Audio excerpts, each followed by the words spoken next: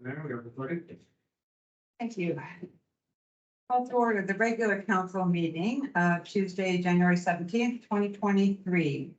Is there any public input? I'll see. Okay. Yeah, that's on. Hello, Johannes here with the Lillard Chamber. Happy New Year to everyone. I wanted to just make a couple comments today about some of the agenda items. And I'll look forward to a great discussion. First, the municipal objectives. Congratulations on those. Those look fantastic. I look forward to seeing some of these action items over the coming years. I'm very excited, and I think that is really well done. So just wanted to make a note on that. Also on agenda item 11.5, that's the report on the stop work orders and the do not occupy or development in town. I just wanted to also say thank you for issuing the report. It's really helpful. I've certainly put it in the chamber files. And I'm going to be chatting to some people about this, and I look forward on a good discussion as well. It's really good to have something like this. So just wanted to sort of commend everyone for creating this. And then lastly, I wanted to make a comment on this letter from the CFIB. So that's the Canadian Federation of Independent Businesses. This is something that came up during our last network call with the BC Chamber of Commerce. And unfortunately, I just wanted to sort of highlight here that the phrasing that they're using in this letter is a bit unfortunate. They call themselves the largest nonprofit, nonpartisan organization exclusively representing the interests of small and medium-sized independent businesses at all levels of government. And that's something we discussed, and I sort of just want to highlight that that's not true. There are other organizations like the BC Chamber of Commerce and the Canadian Chamber of Commerce that do exactly or do similar work to the Canadian Federation of Independent Businesses. And while the BC Chamber, which is a decentralized association of 100 chambers of commerce in BC, is not as often in the news and a little more quieter, I think the work that they do is really helpful for me as a local chamber here, and for the other chambers in this province as well. So I just kind of wanted to highlight this. We didn't send out a fancy letter, but it irked. We have a network call every 2 weeks with 100 chambers in BC, and it irked us a little bit that was the language that was chosen. So just wanted to mention those 3 things, and I look forward to a great meeting. Thank you. Thank you. Any further public input? Seeing none, I will move to 3.1. Can I have a motion that the January 17th, 2023 regular council meeting agenda be adopted? Councillor Weed, second by Councillor DeBruin. All in favor? Okay, delegation. So we all recently received our tax assessment in the mail. We have a delegation tonight from BC Assessment Authority. Mr. Taylor, you're on the line. Thank you, Tracy. If you want to unmute. Hi there, thanks for having me. I am just going to share my screen here if I can.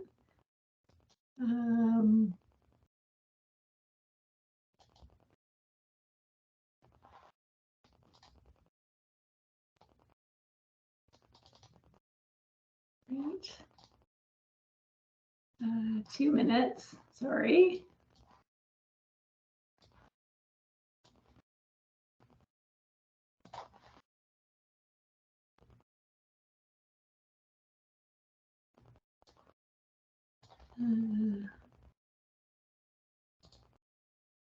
Oops.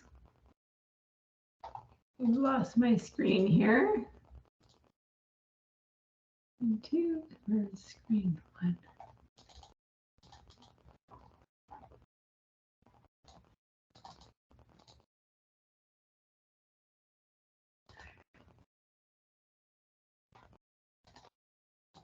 For some reason, it is not allowing me to share. Let me just. Okay, Tracy, I can pull it up here. Okay. Excellent. I seem to have managed to get it just stuck on the page here. So there we go. All right. So I will just start by saying that thank you for having me. And I am on the traditional territories of the Secwépemc Nation. And my name is Tracy Shimko, and I'm with BC Assessment. I am the acting assessor for the Thompson Okanagan region. And I will be presenting today about BC Assessment, our valuation, classification and exemptions, our assessment cycle, key dates, relationships between assessments and taxes, the 2023 assessment rule overview, our appeal process, and collaboration with BC Assessment. So who we are. BC Assessment was established in 1974 under the Assessment Authority Act. We were established in response to the need for a fair, independent organization that valued all properties in the province. A provincial crown corporation with independent taxing authority was established, and that's BC Assessment as we know it today. The value of all real estate is on an annual basis on the provincial roll, and it provides the foundation for local and provincial taxing authorities to finance communities with billions of dollars of property tax revenue. Our assessment roll is annual, and it does provide stability, predictability, and a base for all real property taxation in British Columbia. This represents 2.16 million properties with a total value of over $2.72 trillion provincially. It identifies ownership, value, classification, exemption status, if any, for each property in the province. It provides a stable base for local governments and taxing authorities to raise billions of dollars annually in property taxes for schools and local services. BC Assessment does have a commitment to all British Columbians. Our vision is to provide a dynamic and reliable assessment service that supports strong and vibrant communities in British Columbia. Our mission is to create uniform assessments and trusted property information. And we do have an extensive customer service commitment as well. We provide open and transparent data, fair and accurate assessments, timely and accessible assessments, and we're knowledgeable and respectful, and we're innovative and collaborative. Our partners are property owners. Those include residential, non-residential, market, and non-market owners. We are partners with local governments and Indigenous nations, and we're also partners with the provincial government, and we do fall under the Ministry of Finance under Honorable Catherine Conroy. How we value different properties. We have residential, industrial, commercial, and investment and legislative properties. For residential and the IC&I properties, those are a market value approach based on July 1st of the previous year. We use an October 31st physical condition and permitted use date. And when we look at value, we consider present use, location, physical factors, the cost to replace, revenue and rental, selling price of land and improvements, and comparable land and improvements. For legislative values, we use prescribed rates and cost manuals that are set, formulas and rules and principles for the calculation of properties such as railways, farms, major industry, managed forest, electrical, etc. The foundation of market value is really a highest and best use. It looks at what is the reasonable probable use of a property that is physically possible, legally permissible, financially feasible, and maximally productive. What that means is that when we look at the physical possibility, we look at what are the constraints, how much can you build, and then we look to legal permissibility. So what is the zoning? Are there any land use controls, restrictive covenants, that sort of thing? And then we look to the financial feasibility. So what would generate the biggest return? And then based on the three above, we look at what would be the highest or most maximally productive use of that property. Communities are changing and land uses do affect market value. So local governments develop OCPs and change, which results in zoning changes, and that in effect makes redevelopment occur, and then there's market demand for that redevelopment, and ultimately we provide an assessment that changes over time based on those land use controls. Exemptions. how we classify properties. There are 9 property classes that we use and we apply. This is a property class regulation that's prescribed by the government. We have residential property class, which is our biggest property class, followed by class 6, which is business and other, and then class 5, light industrial. And then we have major industry, utilities, supportive housing, managed forest, recreation and nonprofit, and farmland. We apply exemptions to properties, which really means that we release a property owner from paying all or a portion of those taxes.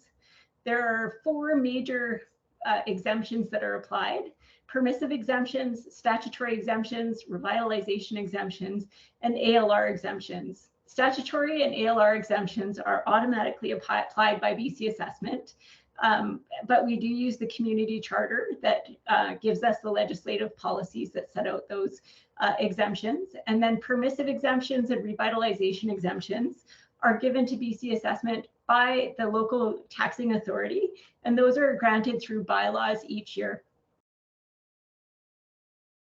Our assessment cycle is very stable.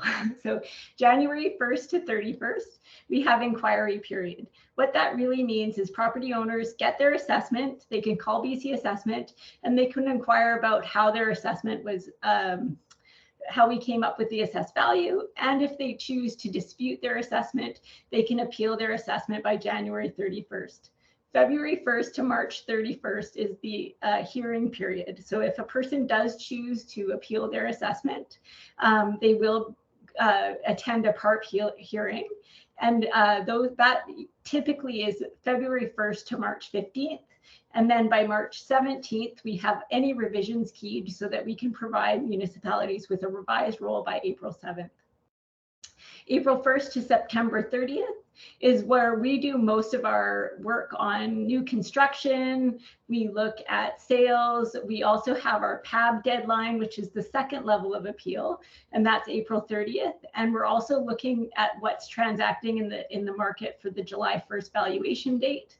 And then October 1st to December 31st is when we review any properties for physical condition and permitted use. We also reflect ownership as of November 30th, and we're setting the roll so that we can provide assessment notices in the mail by December 31st. So what is the relationship between assessment and taxes? So you get your assessed value, and that's multiplied by the property tax rate, which is set in the spring by taxing authorities. That number is divided by 1,000, and that's the property taxes that you owe. A lot of people are concerned about increases in their assessment and how that might impact their property taxes. It isn't typically a 1-to-1 ratio. So essentially what happens is that if your property changes in value above or below the average change for your property class, you may see a decrease or increase, or if you're at the average change, you likely won't see much of a tax increase at all. Our assessment roll overview. So for 2023, the total increase from 2022 on the provincial roll was 12% increase. That represents a $2.72 trillion amount of value. We had a decrease in the total amount of non-market change or new construction that we added. So provincially, we added $33.52 billion. And then our residential value increased, which is class 1, to $2.1 trillion, which represented a 77% increase. The total properties assessed for 2023 went up 1% to 2.16 million properties. For Lillooet, we have an increase of 8.5% in total value. So the total assessed value for the Lillooet roll is $637 million. We had a drop in non-market change. So we almost collected less, or we collected almost less than half of what we did last year, with $3.8 million of new construction added to the roll. That was primarily residential, and that was fairly stable year to year. It was the commercial and recreation nonprofit where we saw some substantial building in 2022, but not in 2023. For residential value, you're at $460 million, which represents 86.9% of your roll. And the total folio count didn't change year over year. You're still at 1,458 properties. For the completed roll, we're showing single family residential. The typical change is between 10 and 20%. For strata residential, it's 15 to 25%. And for commercial and industrial properties that are done on market rates, it's 10 to 20%. The appeal process. So as I mentioned before, right now we're in inquiry period. We have owners that contact BC Assessment if they have questions, and they have the ability to appeal their assessment by January 31st. At that time, there's an independent review, which is called the Property Assessment Review Panel. These are telephone panels where the property owner and BC Assessment upload data to a government website that is a third party or a neutral party site. And we share information, and then the panel reviews all of the information and makes a decision. February 2nd to March 15th is when those hearings occur. And by April 30th is the deadline for the second level of appeal if a property owner isn't satisfied with the first level of appeal, and that's April 30th. The roll acceptance. So what this means is how many properties appeal each year. So as you can see, the two light blue lines are the province and Kamloops, which trend pretty closely. Lillooet is a little bit more volatile given that it is a smaller community and is more impacted by change. However, your roll acceptance is always between 97 and 100%. So that's actually a nice tight number, which means that your total value, roll value, isn't changing much. So that leads to the roll, completed roll to the revised roll, or how stable your roll is. And it sort of translates the same as the acceptance rate. So in 2020, we had a high appeal level. So we did lose a little bit more off the roll through those appeals. But typically for Lillooet, you're not losing very much between the completed roll and the revised roll. Collaborating with BC Assessment. So it is our mandate to collaborate and make sure we're doing everything that we can to inform British Columbians across the province. We believe in sharing information and working together with local governments so that we can have those fair, equitable property assessments. We can maintain a stable and predictable assessment roll. We can optimize property tax levies and collecting by taxing authorities, and we can increase citizen awareness of property assessment and taxation and how we do that. The taxing authority information sharing, we have a Citrix share file that Lillooet participates in. That's how we receive building permits. We also can accept address changes, building plans, land use control amendments, development applications, permissive and revitalization exemptions, and occupiers and leases of civic properties through this Citrix share file system. BC Assessment has an excellent website. You can look at any property throughout the province through assessment search. This allows property owners and really anybody in British Columbia who's interested in real estate to look at how values are how properties are valued through BC Assessment. We also have interactive trend maps and services for governments and Indigenous relations on our website. In addition to this, there's also the government.bc.ca website, which gives property owners and municipalities information on the PARP process, the PAB process, the homeowners grant, and the property tax deferral program. Any questions?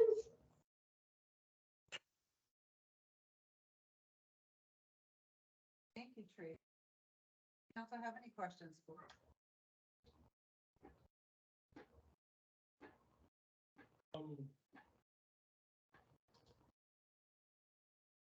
Okay, well, thank you very much for your delegation. Appreciated. Thank you. Well, enjoy the rest of your evening.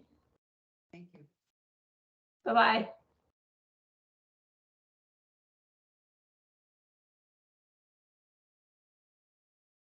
Okay, so let's go into 5.1, the public hearing for bylaw number 2022-017.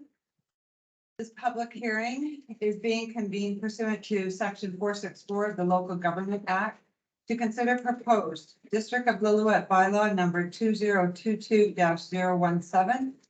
The proposed bylaws and related information, including written comments received to date, if any, is available as part of the agenda package for review. At this public hearing, all persons wishing to speak will be given an opportunity to be heard. However, I ask that all who speak at this meeting restrict their remarks to the matters contained in the bylaw. Those wishing to speak at the public hearing commence their remarks by stating their name. And that the written comments be submitted to the staff table before closure of this public hearing.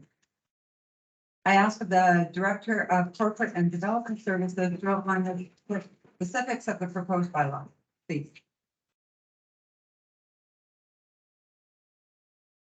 Thank you, Madam Mayor. Z 22-002 is a site-specific rezoning application to add home industry as a permitted accessory use on the property at 175 Daisy Road.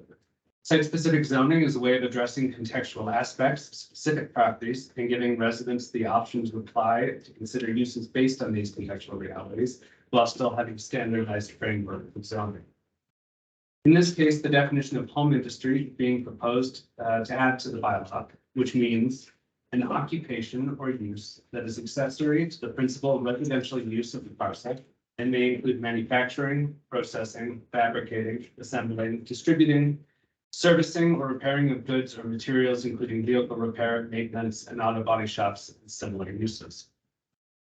Home industry should be considered a more intensive style of home occupation, which is generally only proposed on larger rural residential or large holding style lots. Staff are, however, proposing to better the definition of this amendment by limiting the home industry to automobile repair, maintenance, and service, and auto body shop, and the ancillary retail sale of related parts and accessories. And for greater clarity, the sale of vehicles would not be permitted. This will ensure that on this lot, which is not a hectare, which is good practice for the permitting of home industry, does not evolve beyond what is already in existence and what council in the neighborhood is considering as part of this application. Thank you. Can I ask if any written submissions been received since the agenda has been published?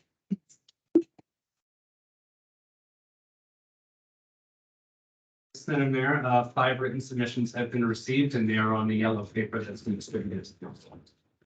Thank you. I declare this public hearing open. So at this time, I ask if there's anyone who wishes to speak to the proposed bylaws. And after you've spoken once, I would ask that you wait until all other members of the public have had the opportunity to be heard before speaking a second time. So please stand at the lectern to speak.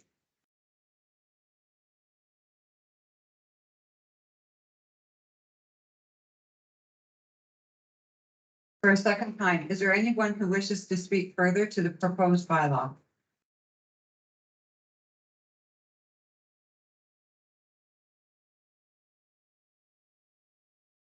For a third and final time, is there anyone who wishes to speak further to the proposed bylaw?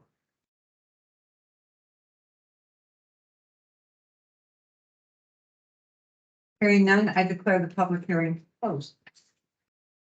Would someone like to move the motion that all written and verbal submissions regarding bylaw number 2022-017 up to and including January 17th, 2023 be received and that the public hearing be closed at 5:23 p.m. Councillor Plant, seconded by Councillor Reed. All in favor? Motion carried. And we return.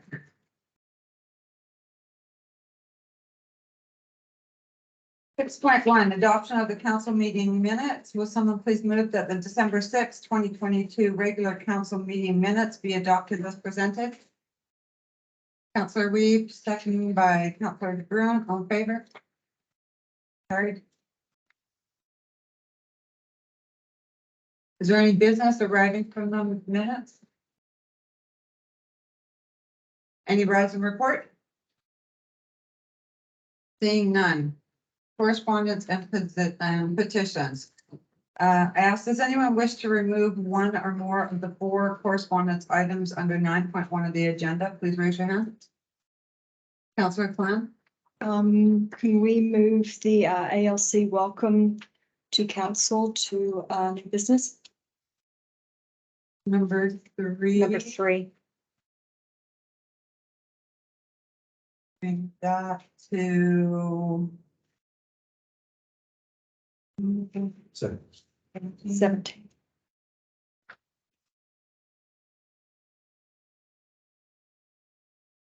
Any further ones?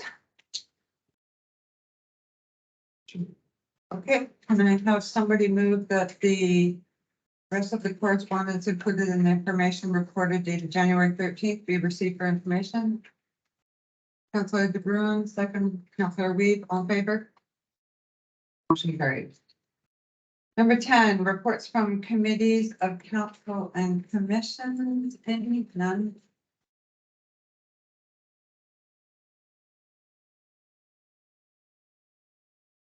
Reports and presentations of staff. Lilfest Community Festival Partnership.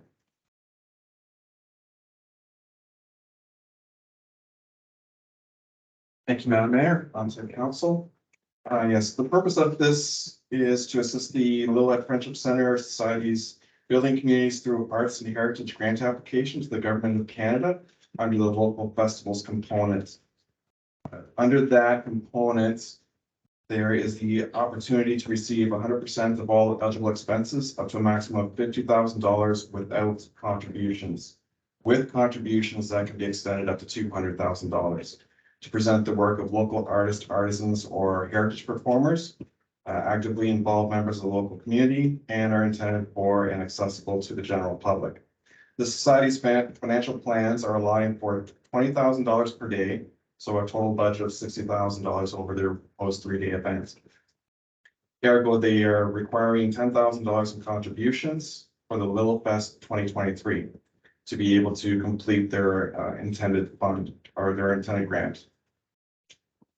With this proposal of the district partnering with the society, our contribution would be roughly $1,010, which is about 10% of what they needed in addition to reach that goal of $60,000 with their grant proposal. This also, we have a district community grant policy AD 0004 delineates the financial or in-kind support that the district provides to third parties. Such that support is only provided through Lillooet Community Fund that was established by the district for this purpose. However, when the district itself is a formal partner, which is what we're proposing for this, with a third party to support a specific community initiative that aligns with the district's own already budgeted activities, which we do have, we annually budget about $15,000 for community events. This policy does not apply to the district's portion of the activities. So while the financial impacts to the district would appear to be that $1,010 in lost revenues, the opportunity for the society to gain an extra $60,000 for the community as a whole is seen as a win-win. And as such, we are recommending that we move the motion that was recommended by staff to partner. That staff be authorized to partner with the Lillooet Friendship Center Society and hosting Lilfest Community Festival on Rec Center Field from September 28th to October 1st, 2023. And that staff be authorized to classify the Rec Center Field rental for this event as a Recreation Department activity with no charge as per Recreation Services Bylaw 2019, number 467. Thank you. Any questions? Seeing none. Okay, so can I have somebody move that the staff be authorized to partner with the Lillooet Friendship Center as written? Councillor Reed, second. Councillor De Bruin, all in favor? Motion carried. Thank you. Okay, 2022 financial plan amendments. Bring that over to staff. Ms. LaRue. Yes, thank you. Through the mayor, I'll make this short and sweet. This is the financial plan amendments that council gave first three readings to at the previous council meeting. Excuse me. And staff are recommending that council move it through to adoption. Again, there's no net impact to the district's surplus for 2022 as a result of any of these amendments. So we do recommend that council adopt the bylaw. Short and sweet, thank you. Does anybody have any questions for staff? Seeing none, I'll have somebody make the motion. Counselor Reeves, second by Counselor DeBruin, all in favor? Motion carried. Okay, 11.3, 2023-2024 municipal objectives. Madam Mayor, probably not be as quick as Lou, but I know you've all been through this couple workshops, so very briefly, just to remind everyone, especially for a new council, but at least every couple of years, council does need to, just for best practices for operation of municipalities, but also to meet legislative requirements, council needs to have goals and objectives that are measurable and reportable. And those actually go into the annual report that's prepared by staff and by manager CFO. But it is a requirement for well functioning government. And so on November 26th, council went through a pretty intense all-day workshop, which I'm sure you remember every last detail. It's fun. And so we reviewed as a group with senior staff and council the mission, vision, and values. Conversations were really good. Some surprises even for staff, the level of reconsideration that council did, I thought, for the meeting was on. And then there's quite a lot of discussion about all the goals council wanted to do, which there are many, but we found common ground, I think. Council as to the 5 big goals that council's district's going to focus on for the coming year or two. Under those 5 goals, staff then worked as a team and brought back to a closed session previously. Objectives, so the actual strategic on the ground things that staff are going to do, projects and such, to make sure that these goals actually get realized over the coming years. It's one thing to have a lofty goal, it's another to actually take actions to achieve those goals. So attached to this report is a fancy colorful chart showing the 5 goals and some strategic objectives that were identified to be measured, reported on a regular basis, and the plans to report on these every quarter, 4 times a year. We will, as staff, be reporting on the progress we're making on these. Let you know if we get them done sooner or if there's delays for any reason. And then as well, towards the end of the year, there'll be an opportunity for council to relook at this as a 2-year rolling plan. And if things stabilize, it could be a 3-year plan till the end of the term, or it can just be every 2 years. Legislation does require at least a 2-year plan. So this is council's opportunity to look at it one more time. Vision, values, goals, and objectives. And decide if these are going to be adopted. It's what municipality and staff focus on. Thank you.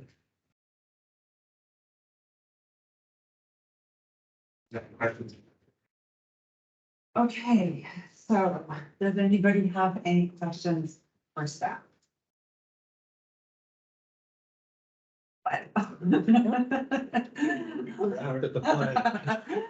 We got one. I like the plan. Okay, Councilor DeBruin. No, I just said, No, we came up with the but plan. it's a great plan. We like the Put it in plan. paper. Excellent. Okay. Sorry, I did forget to mention one thing that did come up during the previous discussions is communication to the public. We have a staff member who's very creative and good with communications and visuals, who's just chomping at the bit to, if council adopts this, to do a big splash on the back of the local newspaper, Facebook, and website. It's very digestible, so it won't be as detailed looking as this sheet, but it will cover the 5 goals and it'll do highlights in short, digestible terms for everyone to understand what council's focusing on. Hopefully garner some feedback as well from the public. Add the focus areas in each of them. Counselor Reed. Now that you've said that, are they going to put the mission statement and the vision statement in there? Because I think I missed the workshop and I feel really bad about missing it. I was really ill. But I love the fact in the vision statement that it's got grounded in heritage. I think that means so much to so many people that live here, that we remember the history.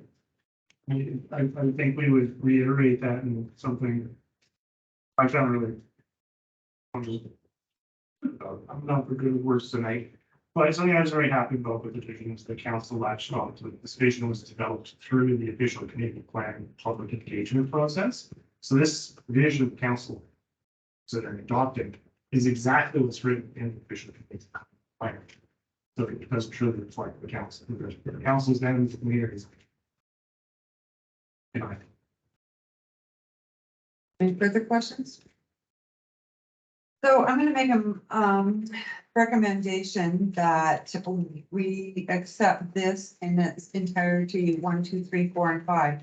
So can I have somebody make a motion that the following be adopted, the 2023-2024 municipal objectives, the following be adopted as the District of Lillooet's mission, vision, values, goals, and objectives as written. Councillor Reed, seconded by Councillor Flam. Any further questions? All in favor? Carried.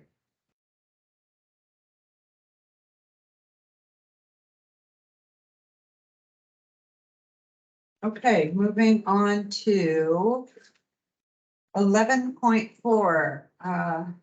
Buckle up, everyone. This is your city asset replacement strategy.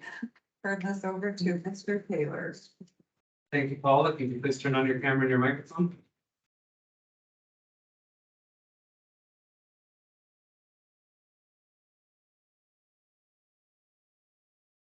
The floor is yours, sir. Thanks. Thanks, Mayor and Council, for the opportunity to attend virtually. Appreciate that. I'm just going to share my screen as well. 1 second here. It should be good.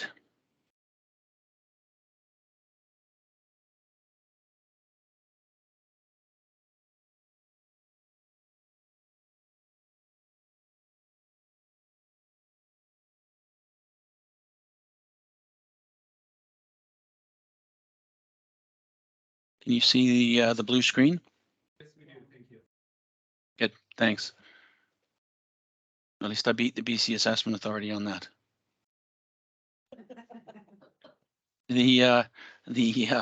I've had a worse time, believe me. So technology can do that. Just thanks again for the opportunity. I'll try and run through as quickly as possible. I know will take a little bit of time. There's a bit of detail here before we get to the punchline with with the financial impacts, which is what we're trying to give council a sense of tonight. So what are we going to do? A little bit of background recap. Talk about what went into building the strategy and opportunity for questions and next steps. Introduction, a little bit of broader context. You have similar experience to other local governments. I'm sure you know this. Assets built in the past, a significant proportion for many municipalities, if not most, were built with significant levels of senior government assistance. And of course, that's not around as much, if at all, these days, especially for regular replacement projects. Inflation over life cycle is really significant, especially we've seen that the last couple of years with construction costs. And most municipalities have tried to deal with this issue in similar way, which is, working on a very gradual phase in of increased investment to reach those levels that you want to achieve within the risk profile that you want as a community. And that's really about shifting a bit from a narrower focus of let's just keep taxes low to let's keep assets healthy while considering affordability. So a little broader than in the past. So our model that we want to talk about, you can see as the circle here, two components really, asset replacement plan, which has been produced, and then conversation and some modeling about asset replacement financial strategy, which is really about how do we replace assets within the risk profile that you want to take, so that your level of service is maintained in the way that you want. How do we do that? Well, we like to think of this as a bit of a set of cogs. There's three parts to this, and it's really about the asset health score. And in this case, you'll see that your current asset health score is 79%, which is pretty good, and it's pretty consistent with many municipalities. And really, that's a component or a calculation of or an aggregation of your past life assets, so assets that have gone beyond their regular service life, and the proportion of all of your assets that are consumed. So how far through are you in using up those assets? And you think about, we like to use a bucket example. So, you know, your rate of investment is how you fill up the bucket. The health score is how we describe how the bucket is full or not, which has a couple of components: consumption and past life asset. And the rate of deterioration is how much is leaking out of the bucket. So you generally want to try and have your rate of investment equal to or better than the rate of deterioration. Otherwise, the bucket's going to gradually empty. And that's what we talk about with the asset health score. If your rate of investment isn't keeping up with the rate of deterioration or consumption of your assets, then gradually your asset health score will deteriorate and get less. And really, the conversation today is about, you're at a 79 today. What would you like to be in the future over the planning horizon, which is, 30 years for this exercise, 2022 to 2050, 2052. So how are we going to fund this? Well, we go back to our circle. We've done the work with staff on compiling asset data. We've looked at some risks and level of service. We know what the funding demand will be to replace assets, and that results in a forecasted replacement budget. And then the focus here is, well, how do we finance that? I'm taking into account these three factors of affordability, flexibility, and resiliency, and we'll talk a little bit about those, see how they work together in the model. So resiliency is the ability of the organization, the municipality, to meet the community's desired levels of service within those risk tolerances over time. Because taking a risk is very normal. It just really, how much risk do you want to take? And we'll talk about that in a minute. The other piece is affordability, and that's the extent to which taxpayers can pay fees. And flexibility is the extent to which you can use your funding sources, which in this case is really use of debt capacity or reserves you've accumulated. How can you use those, or can you use those to both fund the planned replacement of assets and also deal with any unplanned asset replacements that come up a little bit earlier than expected? So as I say, the resiliency piece we measure with asset health score, which is this mix of past life and consumption. Affordability, we look at the annual cost to the homeowner, and flexibility is the capacity to pay for unplanned and planned, and it's all about the reserved cash in the debt room, and we'll talk about those again in a minute too. So resiliency, we really talked about this piece, and I apologize again for quite a bit of data, but I'm trying to work through it fairly quickly for you. We really want to think about risk, and we looked at the mix of your assets.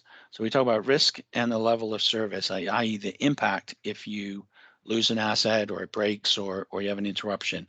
And we work through the categorizing that, and you can see, as in most municipalities, your water and sewer systems are generally your highest risk, and it's the one you want the highest level of service from. Storm a little bit less, transportation a little bit less. You can stand to have a little more risk in your equipment, etc. So from that, you can see your highest category assets of water and sewer. Storm is medium, and transportation, buildings, equipment, and some land structures are relatively low in relation to that. So what do we do with that? Well, we take that and we build scenarios. And we're talking about here 3 scenarios where we want to keep your assets in the same condition within the same risk as you have now. And then we take a little more risk by applying a risk factor to each of the classes. And then we take a little further risk for comparative purposes, so you can see the difference between funding and risk and how that affects the replacement of your assets. And what we end up doing is we look at these comparatives. So your current score, 79%, which is really a mix of, you've got about 13% of your assets right now are past their useful life. And that's not necessarily a bad thing. You could have, say, water pipe that was built in very good ground conditions and hasn't been subject to a lot of environmental factors and could quite easily go beyond its useful life quite happily. You may have some that, poor ground conditions, maybe wasn't constructed as well, and maybe end up being a little bit less. So 13% past life, and then you're about 68% consumed overall. So that means about 68% of your assets have been used up in general. If you keep the same amount of funding, because you're putting about $675,000 a year towards capital, whether that's through transfers to reserves or debt servicing for capital, if you just keep it the same and don't increase it, you can see your asset health score is going to drop to 0. And it actually drops to 0 in about year 20 in the model. So 20 years out, you're basically, your past life assets are basically all of your assets, and your consumption rate is much higher. And it's higher than 100% because you've got some assets that have gone beyond their useful life. So they would be 100% consumed then. So 160 means basically 1.6%, 1.6 times consumed. So very significant and something that's not clearly sustainable. So we said, well, let's look at 3 different scenarios. An 80% score scenario, which is basically trying to keep the risk and level of service similar.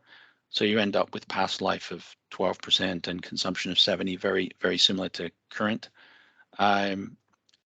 Contrast that with the second scenario, where you increase the risk and adjust the level of service a little bit. So you take a little higher past life assets proportion, you let them go a little, and you let your assets age a little bit more. And that's the level of funding, the $3 million compared to 3.2. You can see as you take a little higher risk, you can drop the amount of annual funding that's needed. And then scenario 3, we thought we'd drop a little further and just for, again, comparison and see, you got about 25% of your past life assets and about 80 odd percent consumption, but you can invest a little bit less in that scenario. Then we talk about flexibility. This is really about, unplanned asset replacement and planned asset replacement. And so this is the extent to which you can use debt and reserves to fund both those 2 scenarios. So, you have about $93 million of assets of replacement value now. About 13% or $12 million are past their life. And that's probably your highest risk area for unplanned replacement. And so we went through an exercise and said, well, how much in terms of reserves and debt do we want to maintain over the 30-year planning period of this model, so that you can, it's kind of like your insurance. So you can use and deploy that reserves or that cash or the debt for replacing something that happens to break or fail during the course of the year. And we arrived at a sort of an 80-20 split. We wanted to keep a fair amount of cash because you can deploy that quicker, and have some small amount of room for debt if you need it.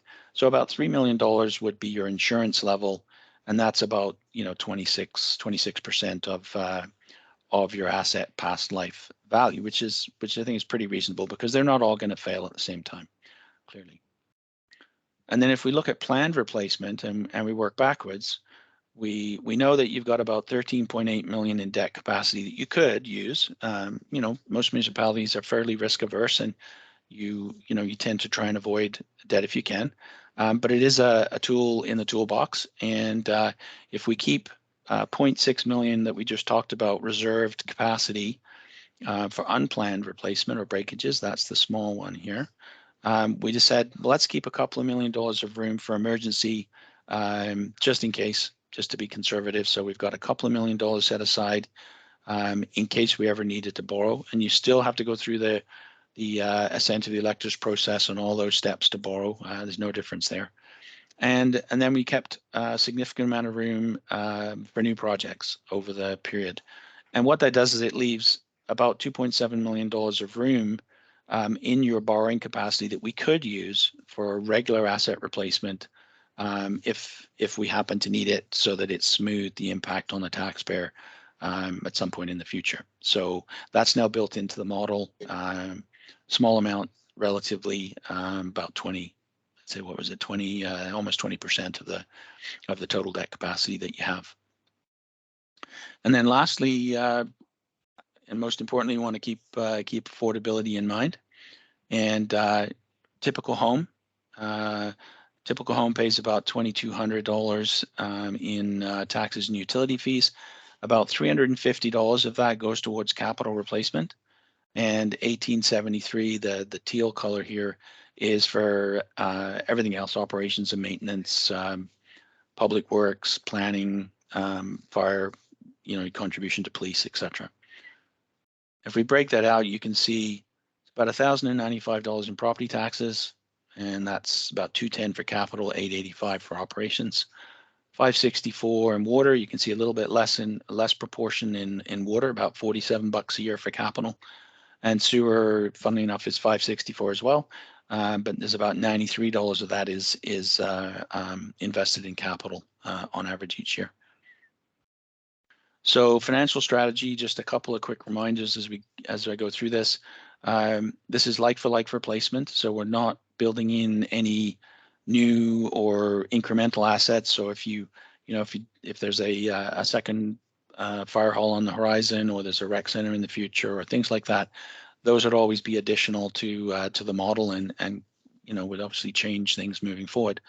And we always talk about constant dollar analysis. So inflation is not accounted for. It's you need to deal with that every time you update the model. And the assets are limited to the regular municipal assets that we have, like drainage, water, sewer, buildings, etc. And what we think about when we do this is we always look to phasing cost increases over the longest period possible to smooth impacts to the taxpayer. So the model tries to do that. We stay within our asset vital signs scenarios. So we've built that in. So that means you'll stay within that risk profile for each scenario. And we then, for unplanned, keep our minimum reserve number we just talked about, and we maintain our debt capacity. And if for some reason the reserves drop a little bit below the minimum, we hold off investing for the next year or two until the reserves are brought up to maintain that insurance. And for planned, again, we use reserves and debt to smooth out the tax impacts over time to the typical home, and while still meeting that vital sign target. And we always try and use reserves first and use debt only when needed.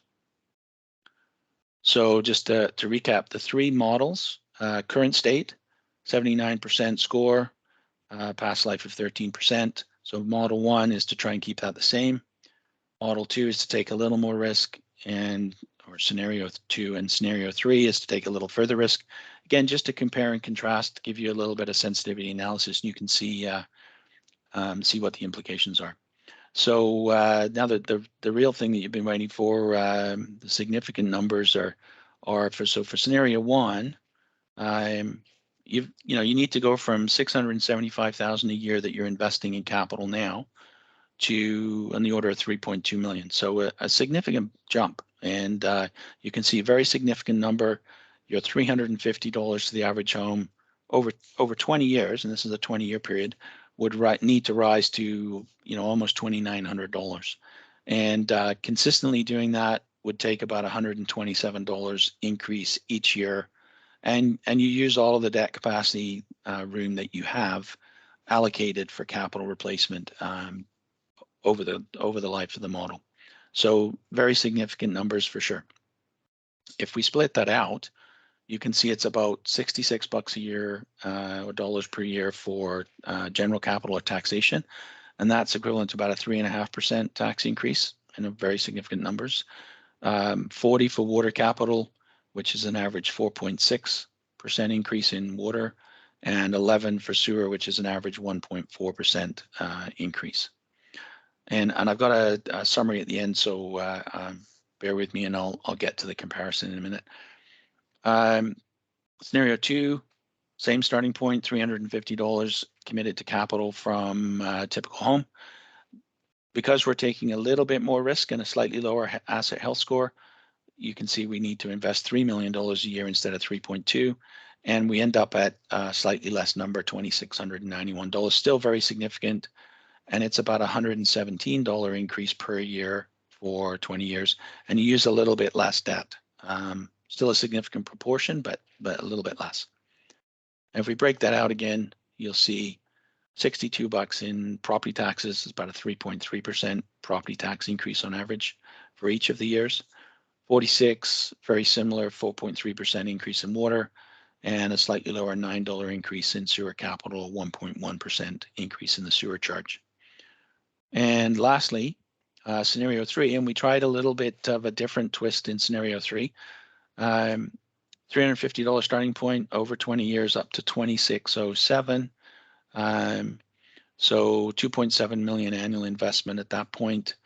What we decided to do was try and start a little bit lower to work into the program, and then increase the contributions a little faster over time. So this one is $69 starting point, but it rises to $167 over the 20 years. You still end up at a very similar endpoint. We're just starting a bit slower and ramping it up over time. And we use a little bit less, so a little bit less debt capacity in this scenario. So in terms of property taxes, you can see what we thought we would try in this model was a 2% increase for the first 4 years, 3% for the next 4, and then 4% for the last 12. And that's why you have this increasing amount. So you start off at $22 for the first 4 years, and then you're gradually increasing, and the last few years you're at $120 per year. Water, just consistently 4% increase, $41 all the way through, and sewer a little bit less, $6 or a 0.8% charge increase all the way through. And you end up with a slightly lower asset health score of just under 50%. So the summary piece you can see is scenario 1, trying to hit a health score of 80 to keep everything very similar, $127 a year for 20 years, rising up to about $2,900 to a typical home after 20 years. Second scenario, take a little more risk, slightly lower health score, $117 rather than $127, and you end up at $2,691 a year, so a little bit less, a couple of $100 a year less at that point. And then if we take a little further, we have a target health score of about 50%, $69 rising up though to $167 over 20 years, and you end up at $2,607 a year at that point. And you can see the difference in the use of debt in general. So, no way to sugarcoat it. Very significant numbers. You're not significantly different to a lot of municipalities around the province, and the factors we talked about earlier, or I talked about earlier in the start of the presentation around, a lot of assets were built with senior levels of government funding. So, an asset you may be built with 30-cent dollars, you're needing to replace at 100-cent dollars now. So of course it's going to cost you a lot more than when it was built. Plus you've had inflation over the life of the use of that asset. So very similar to others. A little bit higher in the property tax scenario, but not in concept very, very similar to other municipalities. So just to summarize, overall increase ranging from $69 to $167 a year. The property tax increase that's pretty significant in all of the scenarios. The third scenario starts a little bit lower with a 2% over the first 4 years. build momentum and perhaps give an opportunity to build education and awareness, and build the connection with the need for it, and protect next generation from those costs. Option 3, as I said, gradual increase. And just a reminder, this is just for the existing asset replacement. And if you do add additional capital projects or assets in the future, that will, that obviously change the model a little bit. We would suggest that this creates alignment between risk and level of service and your financial strategy and the financial impact to typical homes. It's a living strategy. It's meant to be a guide, not a bylaw. It's a method. Council still makes its financial decisions during budget every year. So this is really to, just like some of your other master plans, to provide some long-term direction, and you work towards it as you're able to, and as you choose on behalf of the community from year to year. So it's providing a guide for decision making. There's a few other areas or steps you can get into once we get, you get the method in place, such as you could build policy. The key is to integrate it into existing processes, into your 5-year financial and your annual report, and perhaps even to your strategic planning from time to time. Separating asset cost is always a really good idea because it provides clarity for the community.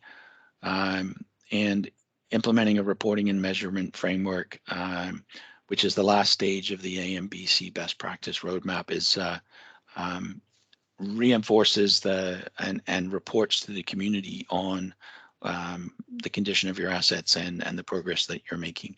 And lastly, just always refine data. This is the data we always work with is never perfect, and refining it from year to year is the best way of improving accuracy in this case.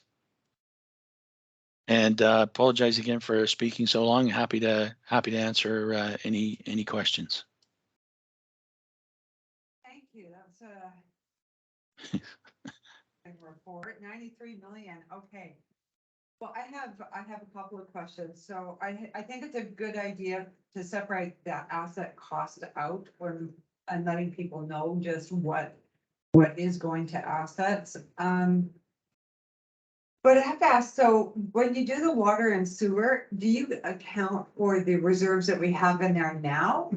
Or is it just assuming that we have nothing? No, good question. We build in your current level of reserves, and in each of, for each of the general water and sewer. And we just, we may have made some assumptions about what you're spending in the next year or so, but other than that, we absolutely use the level of reserves you have, and then we implement in the model that minimum amount of reserves we talked about, to keep that for that insurance all the way through. So what you're really doing is using up reserves, maintaining a minimum, and then topping it up with debt once in a while if needed, in order to smooth the impact to the taxpayer, so that the cost to the taxpayer is pretty consistent, albeit increasing. And we always suggest it's a great idea to separate out and even have a separate tax rate. So pull out that portion from your current property tax rate and show it separately, because then you can connect it directly to the asset replacement program, and it's easier for the community to see where that money's going. And generally, you get better buy-in when that happens, we find. I like that. And that obviously doesn't account for any grant funding because you don't know what grants we're going to Right. get. So we can't put that into it. But if we were to get grants for some of these assets that we need replacing, would we just keep going with Plan A, whatever route we choose, or we wouldn't differentiate based on the grants that we would have? Right, great. Yeah, great point. Again, 2 parts to that. One is, we don't build assumptions in around grants into the model just to be conservative. And again, because as you're well aware, I think you see that the likelihood of getting grants for regular run-of-the-mill replacement of a water line or a sewer line or a piece of road, let alone a fire hall, let's say, are rarer and rarer. The grants are tending towards more climate related, disaster response, social, wildfire, etc. So I think that appears to be where the province is heading with, and the federal government is heading with those grant programs. So likely to be less and less for regular asset replacement. If you do happen to get one, and we all keep trying to apply for them, and if we're lucky enough to, fortunate to get one, that would just be built into the model in the year you do your update. And we always encourage to build it into regular business so that your staff are updating your information every year. So if you do happen to get a grant, then you would simply reduce the cost of replacing that particular asset in that scenario. In the big scheme of things, one particular grant with one asset probably won't make a massive difference to the numbers. So I would think you're probably right in that the path or the trajectory would still continue. But the point of this is to build it into regular business every day or every year. And if your staff are able to do that, in amongst everything else that they're asked to do, you'll find that your numbers are more accurate, becomes normal business, and you adjust it over time. Thank you.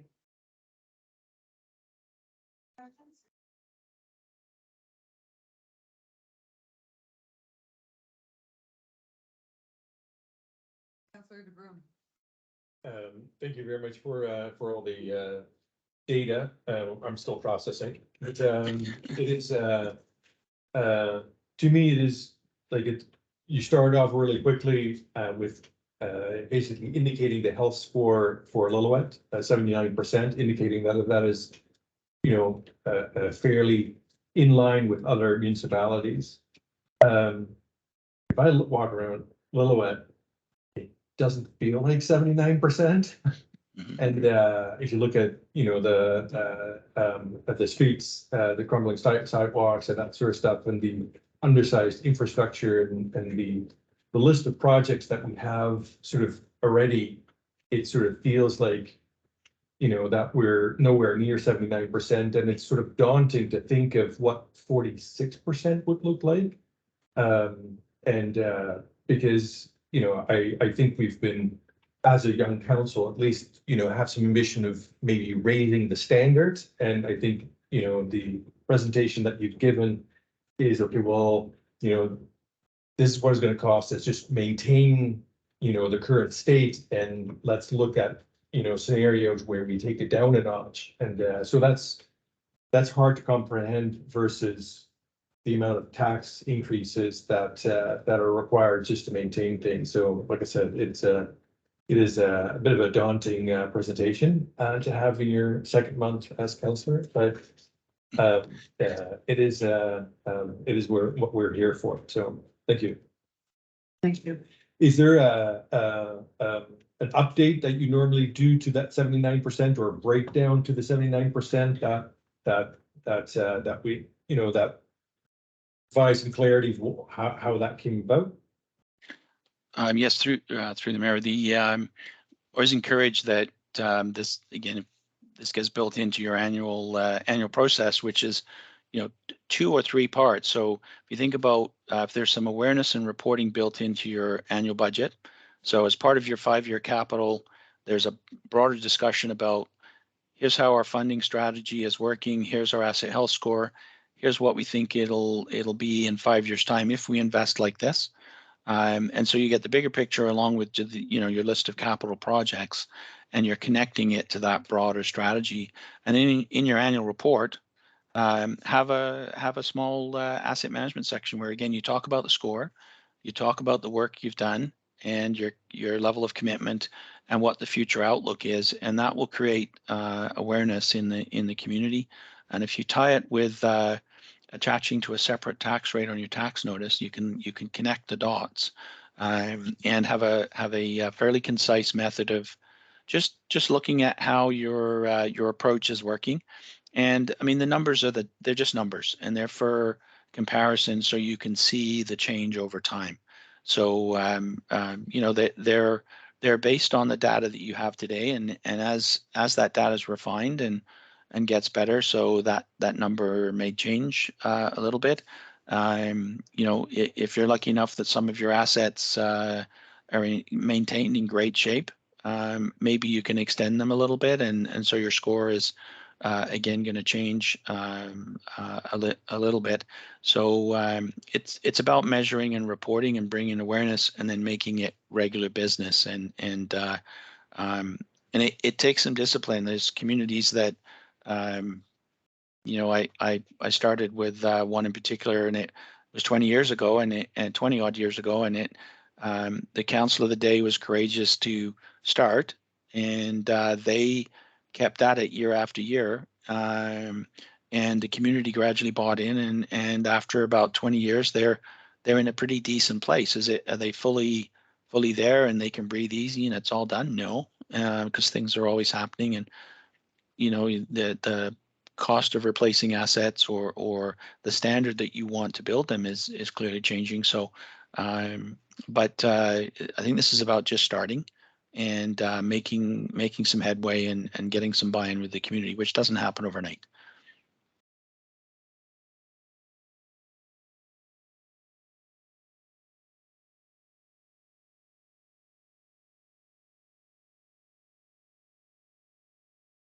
Well, I think we're receiving this as information. Decision. No.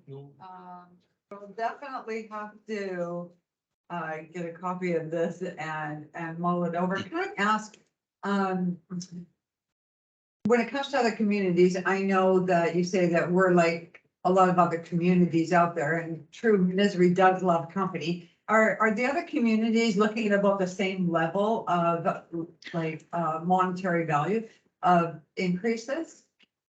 Like, so if somebody comes up and says, well, this is terrible, I'm not paying another $120, I'm moving to Kamloops. You know? Right. Yeah, Is it and absolutely, yeah, great point again. Every community is different. You know, the assets will have been built at different times. The mix of the assets, although, you know, most places will have water and sewer, most will have some level of drainage and some roads and buildings, etc. But they're all slightly different. So a true kind of apples to apples comparison really isn't possible. I can tell you we've got a couple of communities that we've been working with that have more than this, and which is a bit of a scary proposition. And we've got 2 or 3 that are less. And one is because they're a fairly small community with not a lot of assets. And another is because they're fairly intense infrastructure community that takes a lot of infrastructure, and it's going to take a lot to replace. So bit of a long-winded answer. There's no direct comparison to be made with others. I would liken this to, you know, if you happen to be a strata property owner, this is like the depreciation report that you never used to have for stratas until it was mandated some years ago. And so now when you go to buy a strata, you get a sense of what the future obligations are around maintaining that asset. And this is the same kind of thing. So it's increasing awareness and will allow you to make some choices every year about to what extent you want to replace your assets and what kind of risk profile you want to take.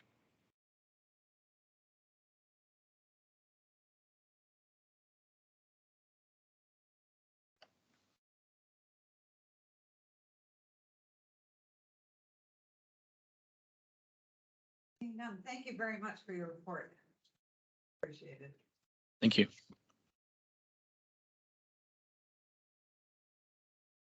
Okay, so I guess I just need somebody to make a motion that we receive the information regarding the asset management by Your City Solutions. Councillor Weed, second by Councillor Flynn, all in favor? Carried, thank you.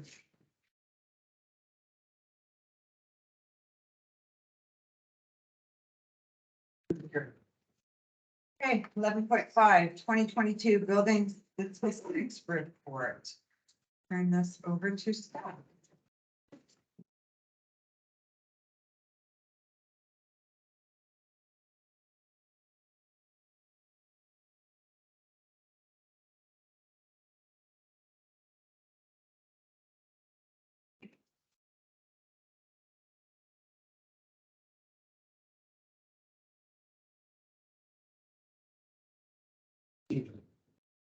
Right, thank you, Madam Mayor. At the December sixth, 2022 regular council meeting, council passed resolution R-179, which directed staff to provide and present the following information to council at this regular council meeting.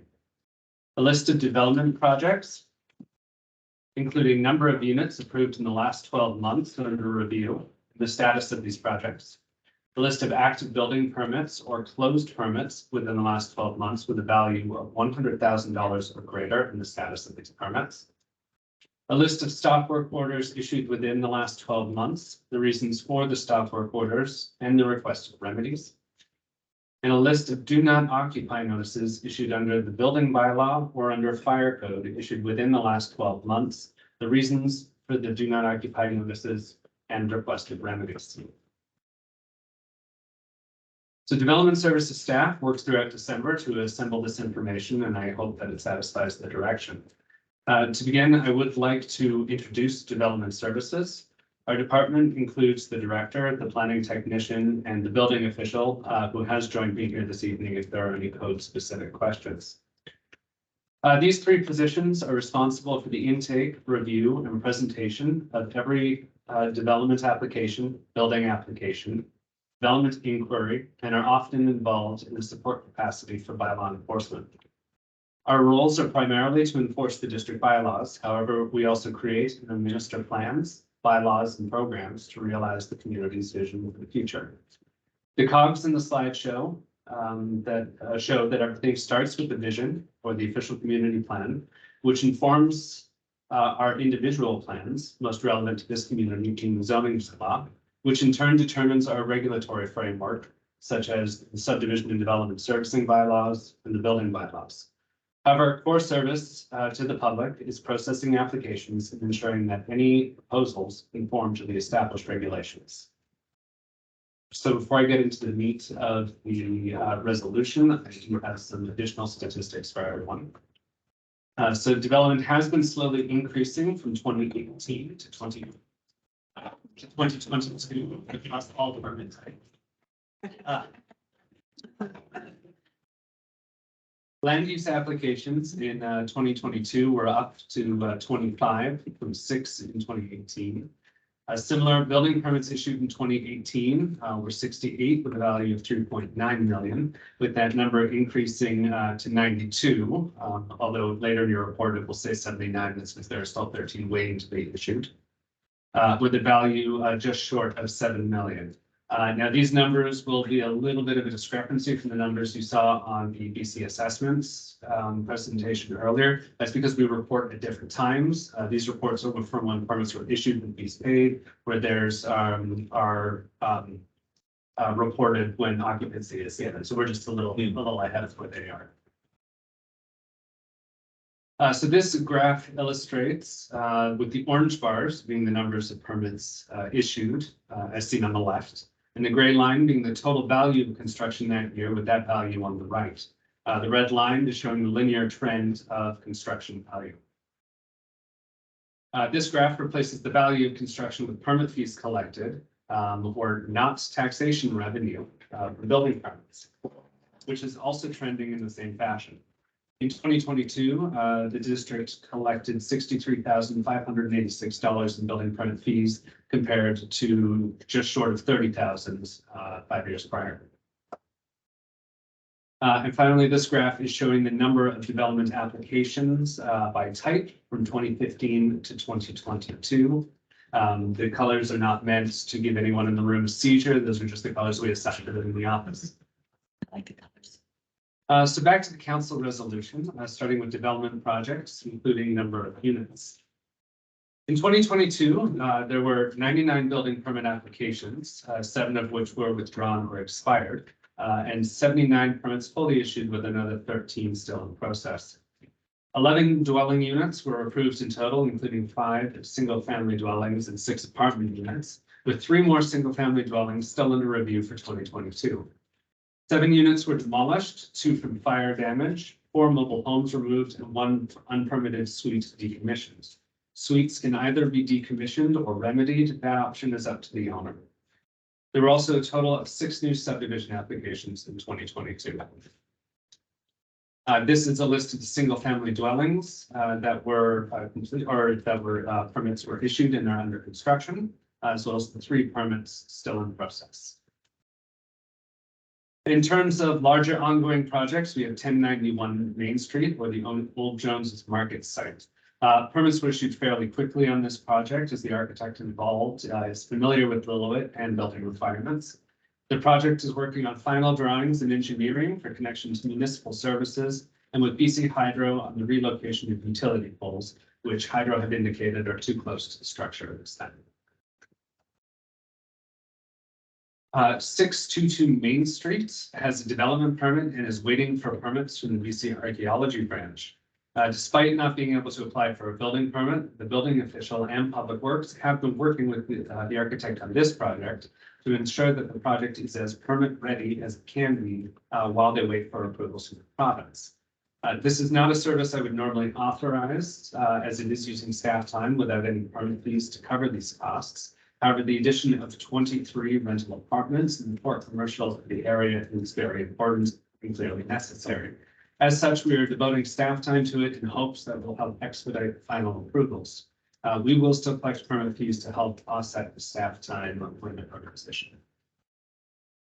The final large project on the books is the seniors housing facility at 211 Hillcrest Road.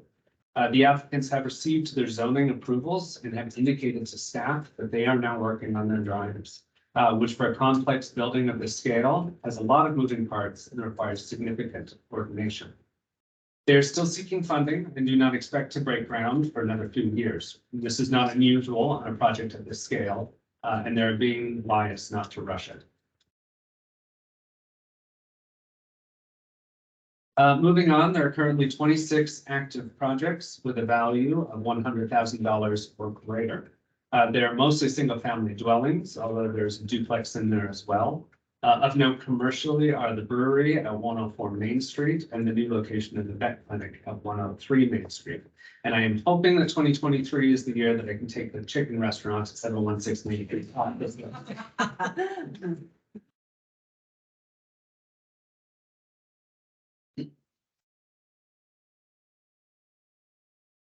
Get more talk.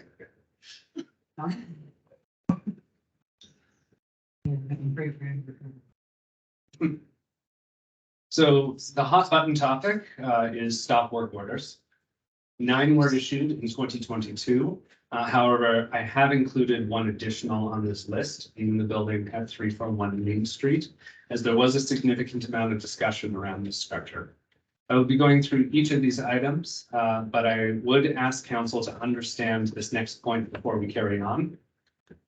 A stop work order is a tool, not a punishment. I understand that it can sometimes be embarrassing to receive one, but as you will see with many of these projects, when fire and life safety are compromised, we do need a tool to stop work and get to compliance that is clear and enforceable. Most stop work orders are on projects that don't have a permit. There's a lesser need to issue stop work orders on projects with permits because the building official has more ongoing authority under the bylaw to order changes that were not approved as part of the permitting process. To start, we have 341 Main Street. The stop work order was issued towards the end of 2021. The building had a very limited scope building permit to replace the roof. However, it was discovered that unauthorized internal renovations were also taking place.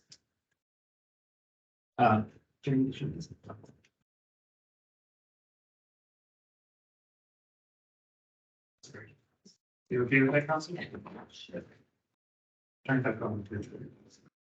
Fire separations were removed and plumbing was being further completed without permits.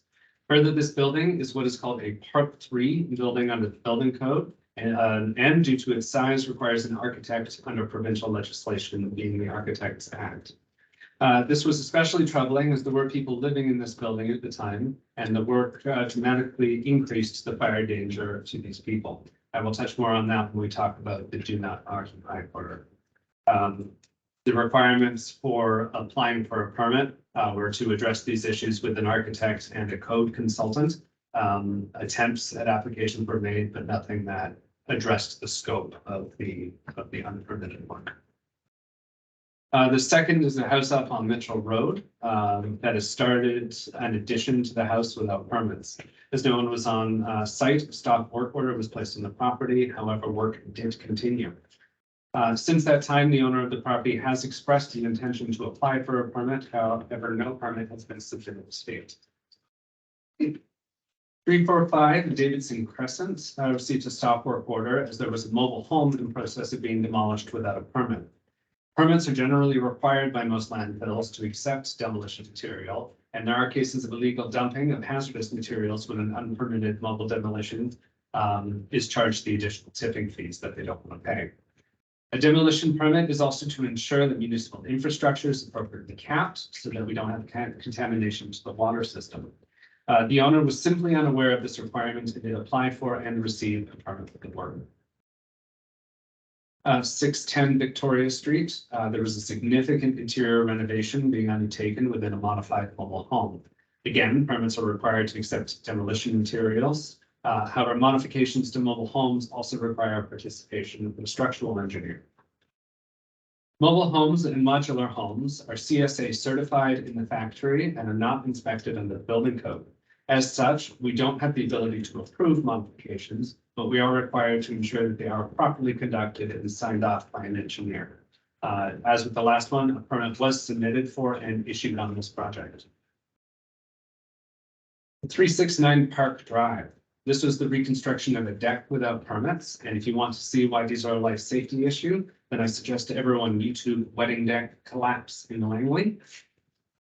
Decks are just as structural as any other part of your house and a dangerous point of failure. In this case, there are fire separation issues from the underside and the roof structure is incorrect. The district has received an application, but there are still outstanding details that must be received prior to issuance. 101 Horsebeef Terrace, a full excavation and preparations for a foundation pour was prepared on an accessory building on a lot with no principal use and no building permit application. It is far more agreeable to stop a project at this point than to find it halfway completed, where the non-permitted structure may not comply with building code or zoning. Once something is covered up and the district's building official cannot inspect it, the only options are to uncover the work, which is not possible in some cases, or find an engineer who is willing to supply an official schedule saying that they will take responsibility for the project. Permit has been applied for, but has not yet been issued on this project. 921 Columbia Street, and the members who were on council previously know that I can get pretty persnickety around hillsides. Slopes and modifications of slopes without engineering oversights have ways of causing a number of issues for property owners and, more importantly, adjacent property owners. Water can be diverted unintentionally. There are increased chances of erosion leading to landslip. The bank stability can be affected. That would cause landslide, and rockfall is always an issue for downslope properties. The official community plan does not permit development, which includes alterations of slopes over 30%, unless an engineer full geotechnical assessment is undertaken. Also, any retaining wall over 4 feet requires an engineer. This is all to protect the downslope properties or upslope as landslide can lead to the undermining of foundations, as well ensuring that neighboring properties are not affected by the alteration. On this property, a permit has since been applied for and issued.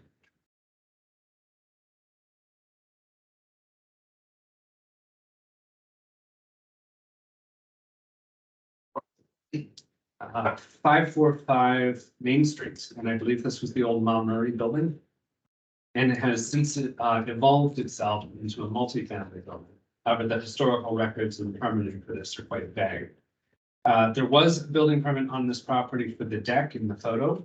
However, the stairs were not shown on the plans and ended up being built not to code. This also led to the inspector noticing that fire separations had been removed between units, along with unprotected penetrations. The stop work order was removed by the owner. However, the order stands. This issue became prominent around the time of the election, around the time the election was starting to ramp up. So staff have not had time to do additional follow-up. However, as there hasn't been any forward motion from the owner and there are life and safety issues, The next step will be to book a formal fire inspection to assess the hazards that have been created. At this point, we will have a better idea of the district's duty of care around this building. 562 Summer Street. This one was a fairly simple one with new siding and windows without permits. Siding and windows are part of the building envelope, which are addressed in code. And those requirements have become fairly prescriptive over the years. However, the owner managed to apply for a permit within 3 days, and a permit was issued within another 2. Finally, 45 Station Hill Road. This was a major structural alteration without a permit. A section of the basement wall was fully removed. With excavation around the side of the building that could lead to further undermining if not done correctly. The owner has indicated that they intend to apply for a permit, but as of yet, no submission has been received. So by way of summary, there were 99 building permit applications in. I think you're all over again. 99 building permit applications in 2022, with 9 stop work orders. Out of those 9, 6 have started the process to get a permit or have already received a permit. So in total, only 8.8% of projects received a stop work order, with only 4.9% remaining with an order still in place going into 2023. Who do not occupy. DNOs are the last option and are only considered in situations where the risk to life is immediate and action is not being taken. We've had 2 DNOs in 2022, both of which fit the criteria for immediate and present risk. 341 Main Street, work continued in contravention of the stop work order on the property and without the oversight of the architect required under the Architects Act. Major unpermitted renovations have reduced the fire safety in the building to a level where if a fire started in any dwelling unit or in the main construction area, the fire would have spread to the rest of the building faster than the fire department would have been able to respond. The purpose of fire separations in buildings is specifically to slow the spread of fire. A simple board of drywall can add up to 45 minutes to the spread of the fire.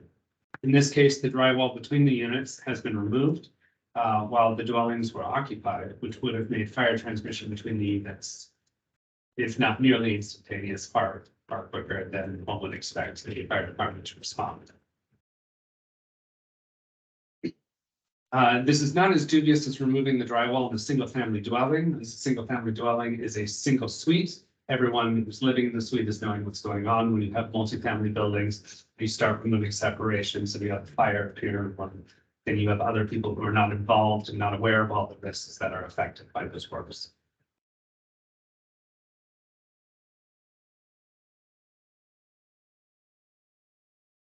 The second order was at 177 Davidson Crescent. The structure that had already been thoroughly destroyed by fire, severely compromising the structure of the building. Despite years of discussion since 2014 with the owner and multiple bylaw complaints, they continue to occupy the building from time to time without undertaking appropriate safety repairs. Despite the best attempts of the fire department to relay the dangers to the occupants, the final solution was to order the building unoccupied. We'll take any questions that anyone have. Good report. Thank you, Mr. Taylor. Okay, questions for staff?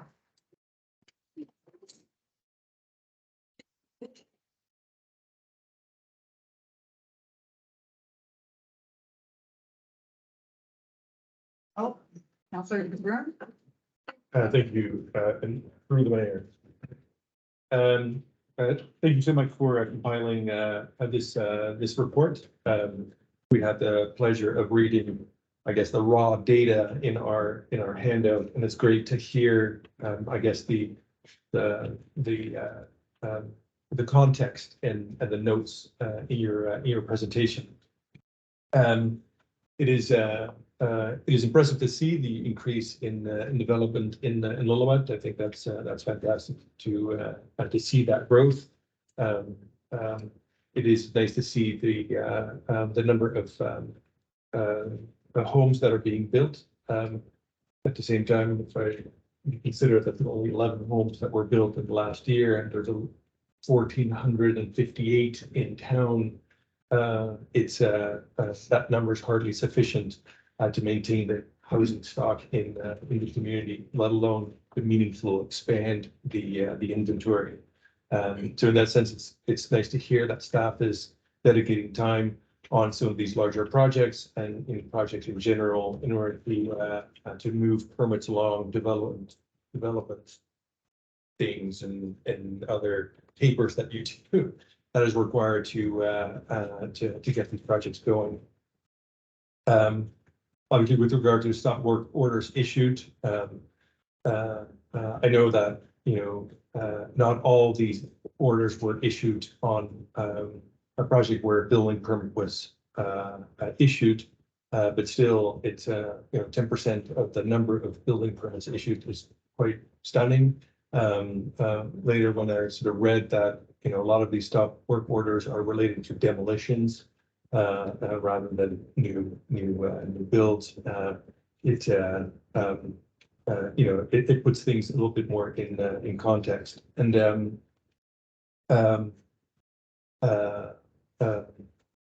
I think ultimately there's still, as we continue to see more activity in this area, I think there's still a lot of room for improvement for all stakeholders involved. I think, as you can clearly see that everyone has a role to play in this, and so I'm looking forward to reviewing our building bylaw and some of the other bylaws that are relevant to this area to see what the district can do in order to facilitate some of those improvements, and the other improvements will have to come from further educating contractors and people, homeowners that are willing or wanting to do certain projects and that sort of stuff. So that's yeah. So that's that was my comment, not a question. Thank you. Thank you for your comment. That's appreciated. I have a comment. Mary. I have a comment to make. I've been receiving, complaints. I don't know if you guys get them or not, and I haven't got the full correspondence on all of it or not. We'll dig into it some more, and I'll be talking to you if I can talk to you about the programs. What's going on, and just so I have some answers for different people. That's gonna be trying to everybody. I think it's important also to find out what other communities are doing and more in line with other communities and see what's going on. The more information, the more education we get, the more education and information we can share. Well, that lady there that we first talked to said that her permits were down 45%. She said 45 or 47%. So that shows something too, that we have to have a discussion about these permits. Don't know what's going on 100% yet. I'm new at this game, but I'm starting to get feedback on. That's what I know so far. Good information. Okay. Seeing no further questions, can I have somebody move that the 2022 Building Statistics Report dated January 11th, 2023 be received for information? Councillor DeBruin, Councillor Bland, all in favor? Motion carried. That's 12.1 DBP 22, I can't get this out. Dash 010329 Hollywood Crescent, variance to frontage requirement and road improvements. Can the staff please introduce this topic? Page 50, 12.1, page 52. Sure. 3.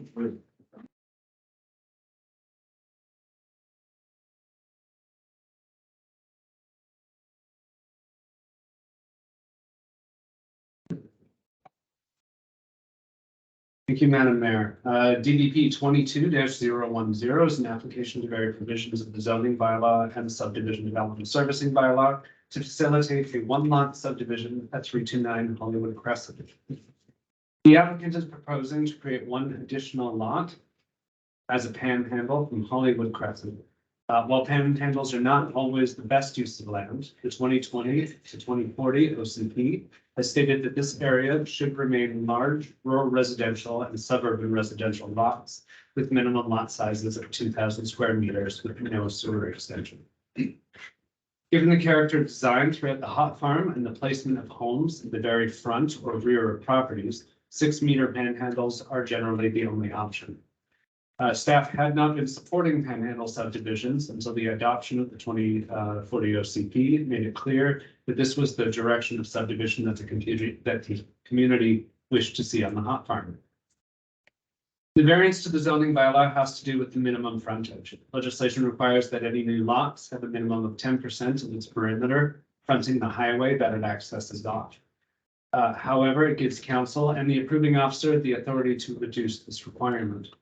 As any large lot panhandle is not going to be able to make the 10% threshold, staff have been supporting any variances that have come forward.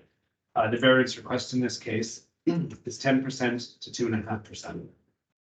There's also a small shed on proposed lot 2, which is cited in a manner that would not conform to a section of the zoning bylaw requiring an accessory structure to be behind the principal residence. Rather than require the demolition of a functional shed, staff are recommending that this section in question be varied to allow the building to be in front of the principal dwelling. To further assuage any concerns, the building in question is only 3 square meters. It would not generally require a building permit as a low-risk structure under 10 square meters. 2 provisions of the SDS bylaw are looking to be varied from required to not required. The first being a 1.5 meter paved sidewalk. Staff are currently reviewing the SDS bylaw sidewalk requirements, and it is believed that there isn't a call or need for sidewalks in the hot farm given the generous road dedication and low volume of traffic. Similarly, a 1 meter wide gravel shoulder could be deemed excessive at this time. Staff are recommending the DBP 22-010 be approved. Madam Mayor, it is now appropriate to open the floor to anyone who wishes to speak for or against the variance, starting with the applicant. And speaking to the variance is not compulsory. Thank you. Is the applicant here? Do you wish to speak? I don't think so. Yeah, it all sounded good. Yeah. We got great stuff. We'll answer any questions anybody has. So. Okay. Does anybody have any questions? The water. Water down. On the hot farm? Yes. I think so. It's, this property is actually right across the street from me and it's, cleaned it up. Quite like many other kind of thing, painting, yes. To be a little more specific, Madam Mayor, there is adequate flow in the hot farm at this time. And the water mains that are up on the hot farm are between 150 and 200 millimeters each, which meets the requirements of the SDS 500. Any further questions? Seeing none, can I ask that somebody move that the development variance permit DBP 22-010 for the proposed panhandle subdivision at 329 Hollywood Crescent, legally described as lot 43, plan KAP 10764, district lot 162, Lillooet Land District, to vary the following provisions as written, be approved. Councillor Reed, second by Councillor McNary, all in favor? Carried. Okay, on to 12.2 GDP 22-009647 Summer Street, variance to frontage requirement, road improvements and water upgrades. Thank you, Madam Mayor. The requested variances and rationale for DBP 22-009 are nearly identical to that of DBP 22-010 that was just considered by council. So I won't bother repeating most of what I just said, as it continues to be relevant to this application. The difference in the frontage variance is from 10% to 3.19% in this case. Similarly, they're requesting the gravel shoulder and paved sidewalk be varied, which is consistent with the existing neighborhood design. Staff are recommending approval of these parts of the variance request. Where this application differs from DBP 22-010, is a request to vary the need to attain a 60 liter per second fire flow by upgrading the water main serving the property from 100 millimeters to 150 millimeters for approximately 183 meters. The application has proposed that council identify the water main as a future upgrade project, or that council establish a local service area, which would see a special levy be collected from all of the parcels benefiting from the extended service, which would be paid until the cost is recovered. The current level of fire protection is 24 liters per second, where the SDS bylaw has a minimum of 60 liters per second. This is the requirement as provided by the Fire Underwriter Survey Service as the minimum standard for single-family dwellings. This is also the international standard as published by the International Code Council. A cursory review of our neighboring communities show that they also require similar fire flow requirements per the agreed upon standards. Pemberton does not give a number, but it does reference both MMCD and the Fire Underwriters Survey, saying that the calculation must be done for both, and the more stringent requirement will take precedence. For residential developments, there is no chance that these requirements would be below 60 liters per second. Kamloops has a flow requirement of 85 liters per second for residential, and even mobile homes are higher at 75 liters per second. Kamloops does have provisions where if new development cannot achieve fire flow, but it usually involves requiring the new dwellings to have an interior sprinkler system installed and maintained. Ashcroft and Caramios are also small towns and have the same table in their subdivision development servicing bylaws that we do, requiring 60 liters per second for single family residential. Generally, one is proposing to vary an engineered safety requirement. I ask that an engineered alternative be provided that either meets or beats the minimum standard. I will point out that smaller towns have been reticent to adopt hard requirements for sprinkling of low density residential due to the cost, ongoing maintenance, and backflow issues that can be caused by unmaintained systems. Staff are recommending that the provisions to vary the upgrades required to achieve minimum fire flow be denied. Madam Mayor, it is now appropriate to open the floor to anyone who wishes to speak for or against the variance, starting with the applicant. And I do believe that the applicants have joined us virtually today and may turn on their camera and microphone at this time.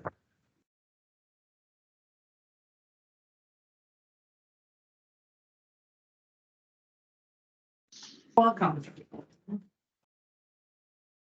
Hello.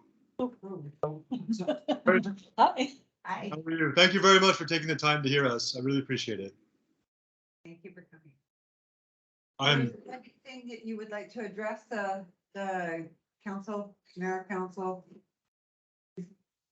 yep, Ruben. Yeah, good.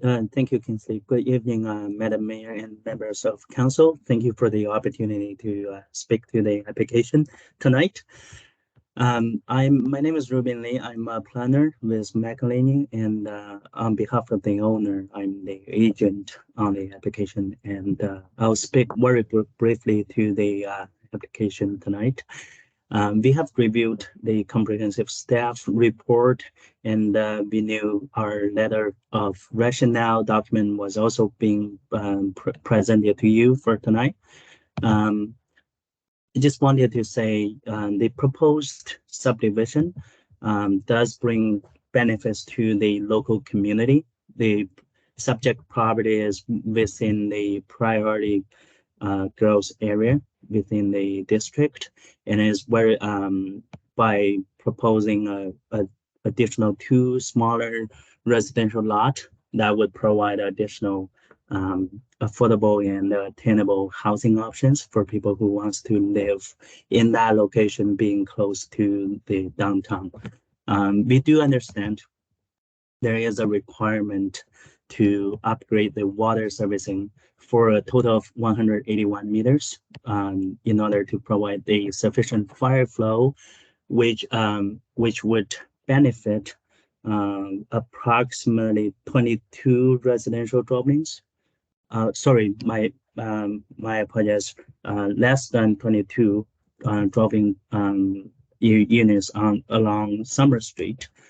I just wanted to point it out, the existing water line on Summer Street is not sufficient to provide the minimum required fire flow. And we understood and we agree with the city staff that the safety is #1 priority for every resident who lives in that area. With or without the proposed subdivision application, there will be a total of 22 residential dwellings that they currently do not have proper fire protection capacity due to the existing water flow condition. Now that we are proposing this subdivision and is required for the owner to upgrade the water servicing line to the property line, so having that in mind, even if we do that, there will be the residents in the northwest, northeast of Summer Street. They still would not have the proper fire protection. The cost of upgrading the water line is significant for the individual owner of the subject property, and it's unlikely, the owner will upgrade the water servicing line himself due to the significant cost, and potentially the costs are significantly more than the potential revenue return if the owner sell 2 of the 3 rural residential lots. So as a result, the land will likely remain vacant if in that scenario. Now that the owner is more than willing to look at other options together, working together with the district and also the adjacent neighbors to make it happen and upgrade the water servicing line. We understand this capital project is not identified in your this year or next year in your capital projects, but we are proposing council to consider the option to create a cost sharing agreement among the district, the owner, and the adjacent neighbors who we understand, is also looking to subdivide the lot into smaller residential lots. There's always another option for as indicated in staff report, to require the owner to upgrade the water servicing and create a latecomers agreement. However, given the surrounding context, there won't be any additional lot can be subdivided further in that neighborhood. So which means the owner would not get reimbursed from this latecomers agreement arrangement. And the last option is to look at this is to do a local area service, which would require, as we indicated in the rationale report, by doing that, the province does authorize the local government to establish a local area service bylaw, which means the affected residents, they will be responsible financially for upgrading the water servicing line through multiple options to pay it back to the district. However, this would require a 50% of petition from the affected residents on Summer Street. So 3 options, and we apparently, the owner is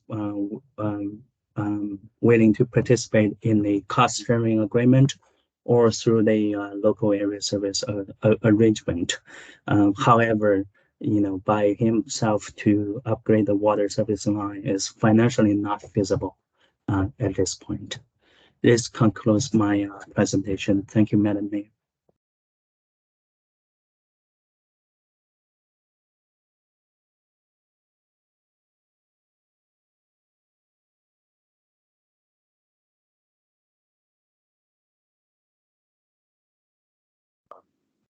Thank you very much for taking the time to listen to Ruben. He's been working hard for quite a while on this with me, and I visited Lillooet multiple times. I've spent a couple nights at the Wetaskiwin Hotel. I love the town. It's a great spot. I will be back soon. And as Ruben said, we understand that the fire codes are very important for safety, especially with the changing climate conditions and things being more and more flammable, to say the least. So it's obviously very important that we're all safe for the future, now and longer term. And perhaps upgrading the water main for the entire area is the best solution for everybody in a cost sharing model. However, this is my first time subdividing a property. I new at this and I'm learning as I go, and I just appreciate the chance to be here. So thank you very much.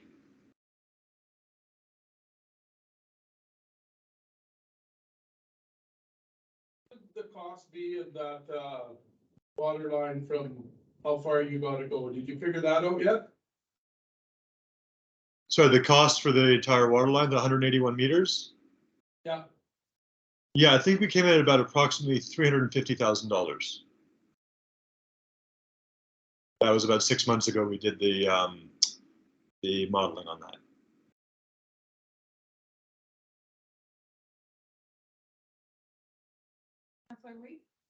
Through the mayor, staff.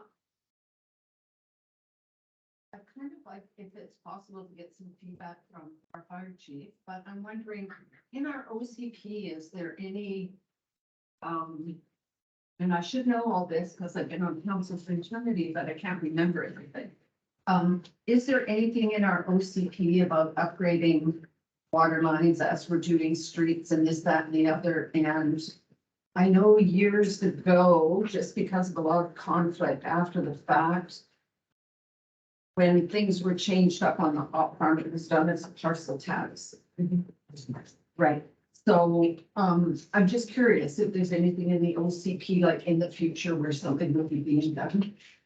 Thank you, Madam Mayor. The official community plan doesn't get into that kind of detail with asset replacement. That's what the asset management plan will be doing.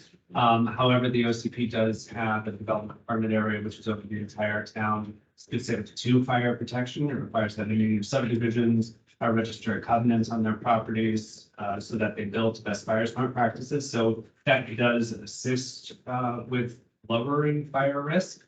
Unfortunately, that's not tied to the fire code, but it is something that the OCP is cognizant of. And the subdivision has already participated in having that covenant drafted and registered. Okay, a follow up there. Yeah, go ahead. If I could get some feedback from the fire chief. I remember reading something here. I'm trying to find it about the unlikelihood of having 4 fires in one. I know. I'm sorry. Okay, well, maybe I'll just pop in for a second, with regards to the OCP. I know that, our whole, trying to densify properties. We have that particular property as a low density residential, which is a minimum lot size of 0.04 of a hectare. This property, I looked on BC assessment, is 704 of an acre, which is 0.28 of a hectare. And so given that the minimum lot size is 0.04, that would be about 7 properties, but if you had to take away like road allowances and whatever, maybe 5 properties. So I'd like to ask the owner, have you thought about more than 3 properties? Have you thought about five properties to try and recoup some of these costs? And also, you know, when I drove past, there was multiple properties that I see, because there's a lot of big properties down there. And I've heard through the grapevine, you know, other people's wanting, people wanting to subdivide and panhandle and that kind of thing. Have you thought about kind of getting that neighborhood to do more of them and cutting the cost? Because if you take, you know, 350 divided by, you know, it might be more feasible if that was the route. So I'm just wondering if that was an option to you. Yeah, thank you for your question. And we both Ruben and I looked at a 3, 4, 5, 6. I don't think we did 7. I think we did 3, 4, 5, and 6 lot subdivision for the property, and we arrived at 3 as being the most in line with what we felt was the kind of the community feel in that area of Lillooet, in that it may be zoned for more high density than 3 lots, but at the same time, I think it's a beautiful piece of land down there right on the edge of the river.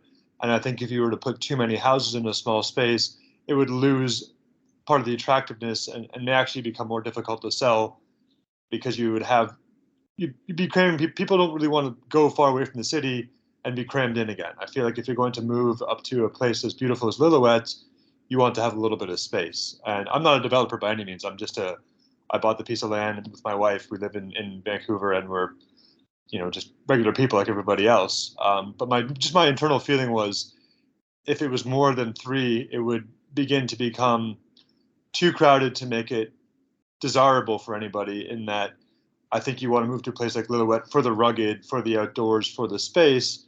And that's kind of what to me anyway, is sort of the selling point of being in a place as special as Lillooet. So that was my feeling on going more than 3. But we did model it. I believe if we modeled 6, then there was a strata unit came into place, and you had to put a road down the middle of it. And that was a whole different set of permits and variances and development issues came with that. And then as far as approaching the neighbors, I did actually email one of the neighbors and asked him what he thought about cost sharing and what we could do about that. I don't know I didn't have any contacts for anybody else. I haven't been back to Lillooet since, but I did think that coming up there and spending some time talking to the neighbors, meeting them, seeing what they believe, what they think, and if they would like to in the future develop, there may be a way that we could share part of the cost, and Lillooet as a town might be able to share part of the cost that way, and it would be mitigated amongst everybody. So I've taken those into consideration, and I think that a cost sharing basis is probably the best way forward. If you have any ideas on people moving to a place like Lillooet and wanting to be close together, maybe I'm mistaken in my assumptions on what people would like, but if it were me, I think I'd like some space if I were up there. That's just why I stopped at 3. But Ruben can maybe speak to it a bit more in terms of engineering. Yeah, if I may, through Madam Mayor. We did, like Kingsley mentioned, we did look at different options, different densities, number of lots we can get from this land.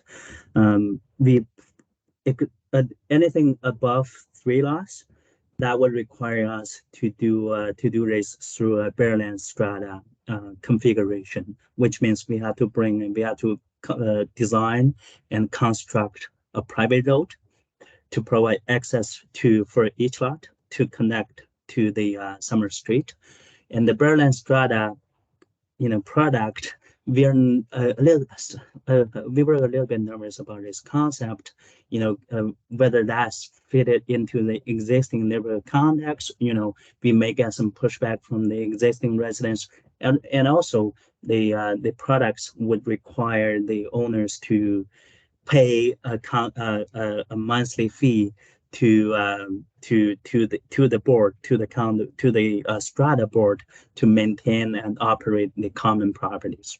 So those are the advantages. And on top of that, when we look at the options of water servicing is the big factor coming into play, and especially for in terms of the number of densities, the number of lots we are proposing. Thank you.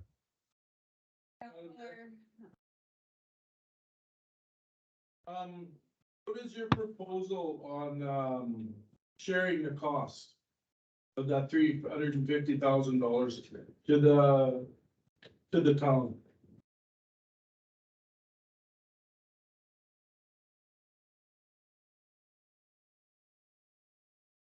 Ruben? Sorry,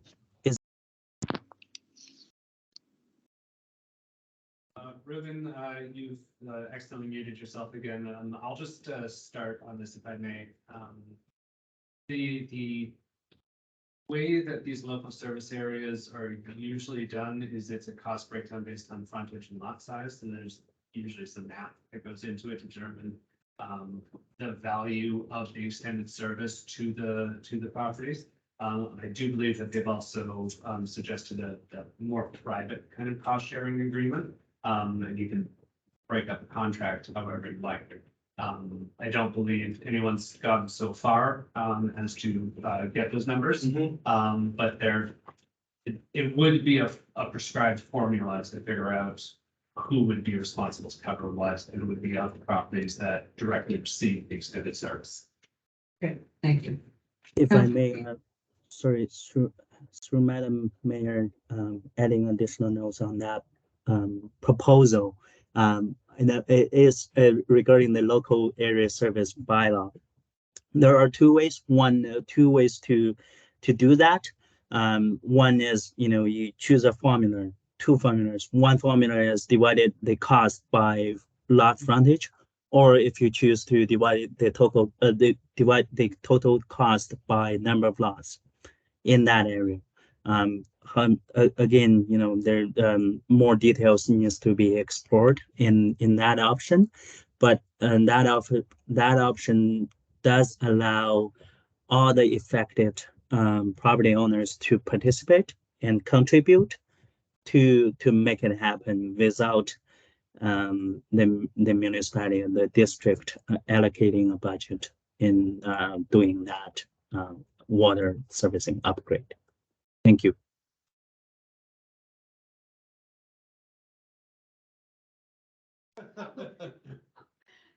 It's quite there with an asterisk and everything. So it's noted on one of these for and against form. And this I would like to, through the mayor, address to our fire chief. It says that Summer Street has some of the best water pressure in town, and then it goes on to say, as for wildfire hazard and hydrant volume based on 4 fires in progress simultaneously in the district of Lillooet is abused. The district only has 2 operating fire trucks and we cannot support 4 fires. I'm curious as to, the area better than any other probably. Yeah. And so I'm curious on water pressure, and is it a fire thing that we're addressing here, or is it volume per home? I'm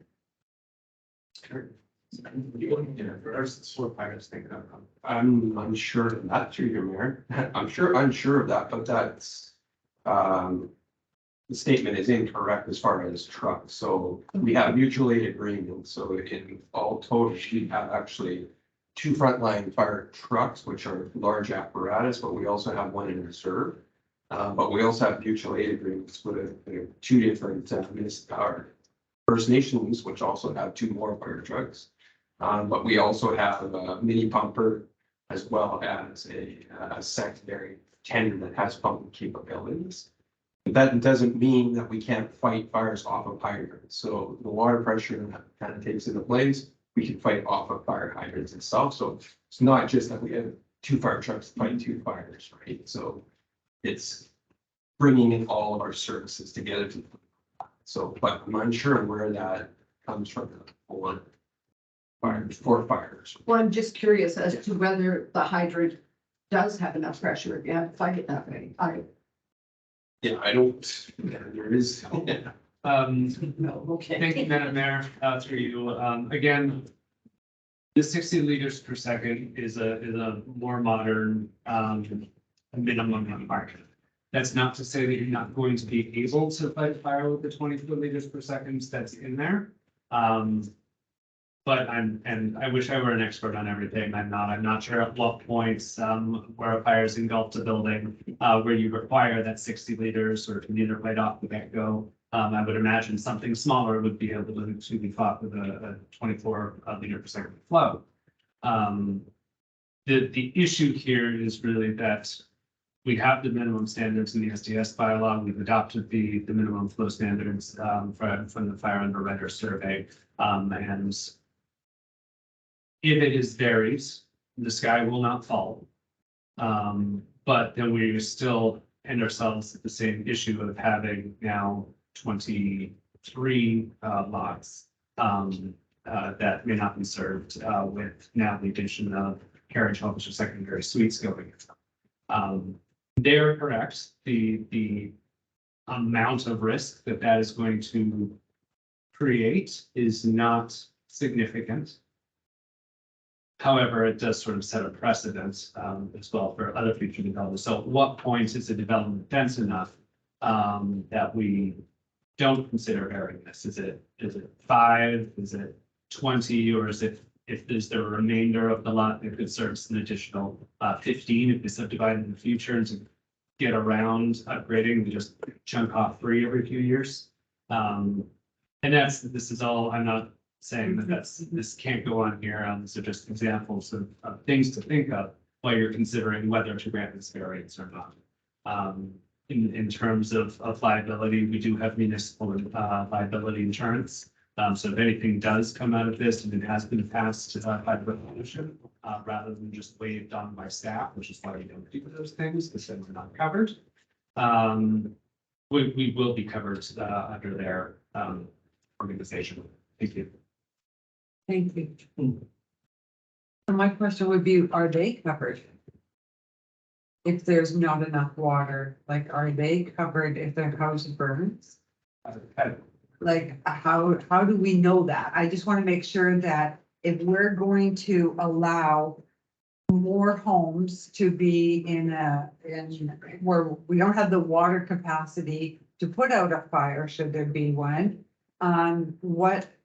what happens to the insurance for the existing 22 that were built previously based on old rules?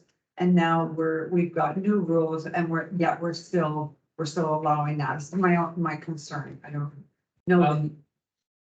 I don't, and again, not an expert on everything. Right. I don't believe insurance agencies generally look too closely at fire flows. I believe they look at it as something is within a fire service area. They are within a fire service area. We do have additional methods with which to fight fires, including the water tenders, which if needed, they could be, Mr. Rigby, I assume they can be called out to residential areas if needed. So they are still served by the fire protection that we offer. At the risk of sounding snippy though, the issue of insurance is between them and their insurance providers. Yes. Okay, thank you. Councillor DeBruin, did you have a question? Through the mayor, can I ask our fire chief, the 2 water tenders that we have, does that take us from 24 to 60 or 80 or from 24 to 25? Like, can you? No, we don't have 2 tenders. We have 1 tender. Oh, okay. So we have 2 frontline fire pumpers, right? And then we have 1 tender with a backup out of service vehicle. I don't know what that calculation equates to when you do that, right? So, like, obviously, when we're shoveling the water, we can produce more gallons per minute is what we're doing, right? So when we're doing calculations on structures themselves, it's a quick calculations on what's involved in the hub. So it depends on the entire building, portion of the building, fire we're calculating. So to see if we can overcome, right? So I don't know how those numbers, what that would augment that. But, those are definitely things that we do is we're not getting enough fire flow. So we start implementing more apparatus, there's shuttling, the other thing that we can do. Or find alternative fire suppression methods like different technologies that are coming in now, the compressed air flow systems that we're exploring, right? So definitely experimenting. And just something to add, Madam Mayor, and I don't want to sound like I'm advocating for the applicants, I just want to make sure that you have all of the information. Homes burning down is not actually that common. They do have the covenant on their property, saying that they will need to build the appropriate roofing, siding materials. The staff recommendation is remaining to not approve this particular section. And a lot of that is also coming from the report you just got from your city about infrastructure. And infrastructure upgrading is often a cost that is borne by developers. And that's often a question that I've been asked whenever we have a larger development, is will they be paying for the infrastructure upgrades as permitted under the legislation. So this is one of those ways that we do replace aging infrastructure, is through the subdivision and development requirements of that bylaw.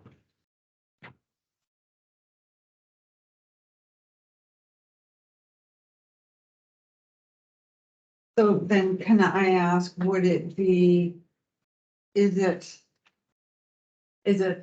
I don't want to say normal, because I don't think it will be, but for new developments down on VLA to take a certain percentage towards the future water infrastructure upgrades that we need to do. So I'm just saying, like, say we, and I'm just throwing I won't throw a number out there, but say a 5% on each property is worth any new developments like that, and put into a bucket that helps the district, so that when we go with that, is that an option? That's kind of like what the local service area is, where you determine who has what, but I don't believe, and I'll have to check with our finance officer tomorrow. I don't believe we can just put a tax on properties to start a fund to eventually pay for something. It would have to be a upgrade that delivered a higher service, that we could calculate what that service would be that would be being delivered, and only collect those monies to offset the cost of the increase in service that they receive, rather than just collecting, to say, a parcel tax from them to put into a bucket to eventually pay something. I think that's it.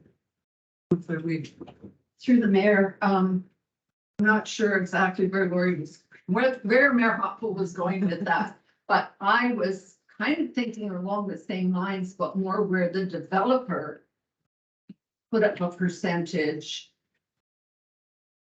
of what the cost would be, so that the next developer coming along would also contribute to this bucket, I guess, rather than like a parcel tax or each individual dwelling, but more that the developer, like, let's say he's building 3 houses, so put in 1/3 or whatever the discrepancy would be. I mean, that's kind of, that's kind of like a latecomer agreement, except in a latecomer agreement, they pay everything and then we collect on it back. That's contingent on more development happening within the 15 period of time of the latecomer agreement.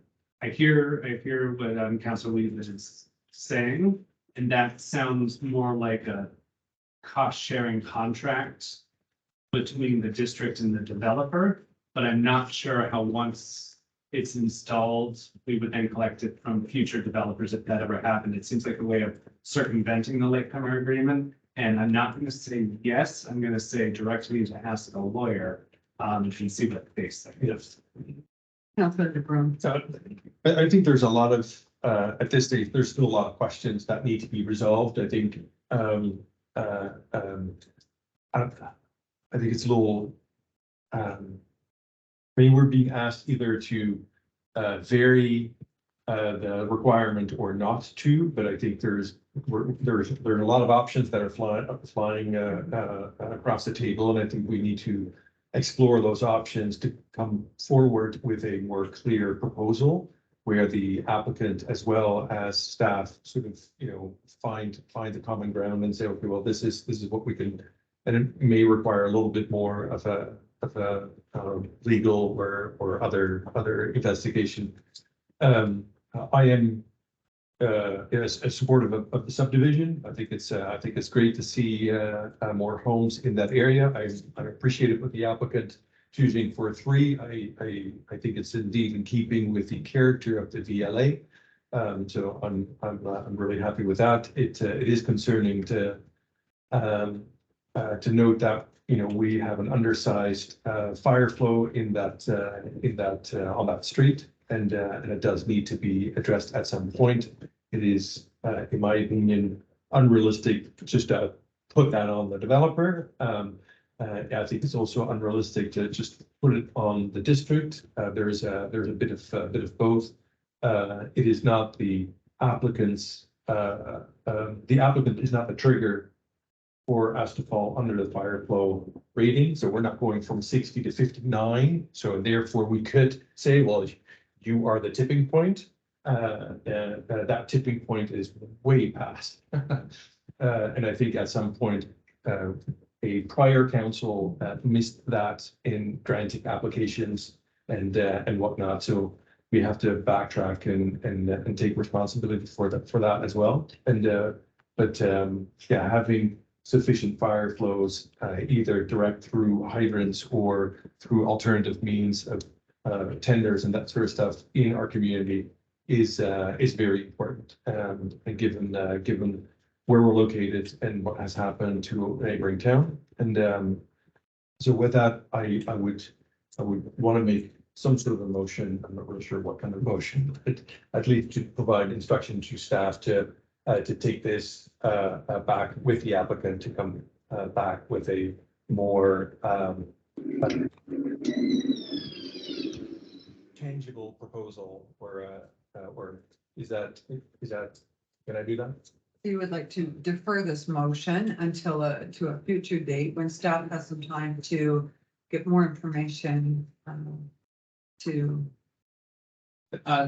Yeah, it does sound like, yeah, motion to defer would be appropriate.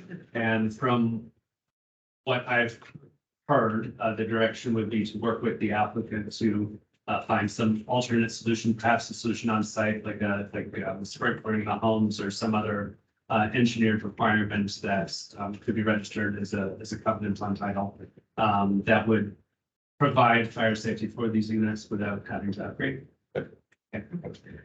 Councilor Flan, did you have a question? Sort of. It's a question, but it's not, through the mayor. I get caught up on wording quite a bit here, and I just want to work out what classifies as a developer versus a property owner. It's stated in the forms here that Mr. Kingsley is not a developer. So is it because the parcel is being broken up into 3 separate lots? If it was just one person doing it, would we still be having this conversation? Thank you, Madam Mayor.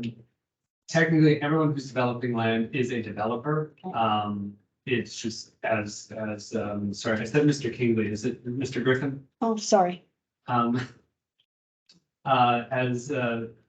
Mr. Griffin said, he hasn't done a subdivision before. He's done it absolutely the right thing by getting a consultant to help him on this. I think he's come up with a good subdivision plan. I love that you're thinking about more density, but with the hillside against this property and the work that's going into it, I do believe that this is appropriate.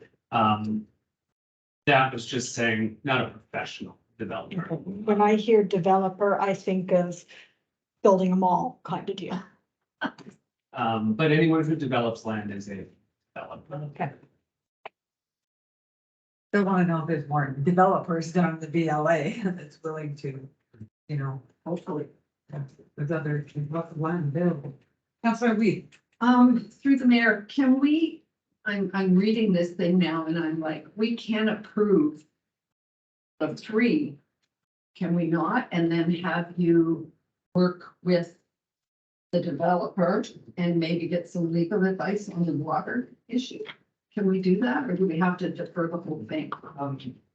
Madam Mayor, it's better to just defer the whole thing by approving this. It's not going to allow them to continue. So it's just for the staff time in creating everything, I would appreciate it. If you would just defer the item and we'll bring it all back together so you can see it all as one holistic item. I mean, if they did want to start, they could build a house on the property in one of these areas where they would want the house to be and then subdivide around it. That's an option if they want to just carry on. All of these variances have to do with the actual subdivision. Okay. Any further questions? Okay,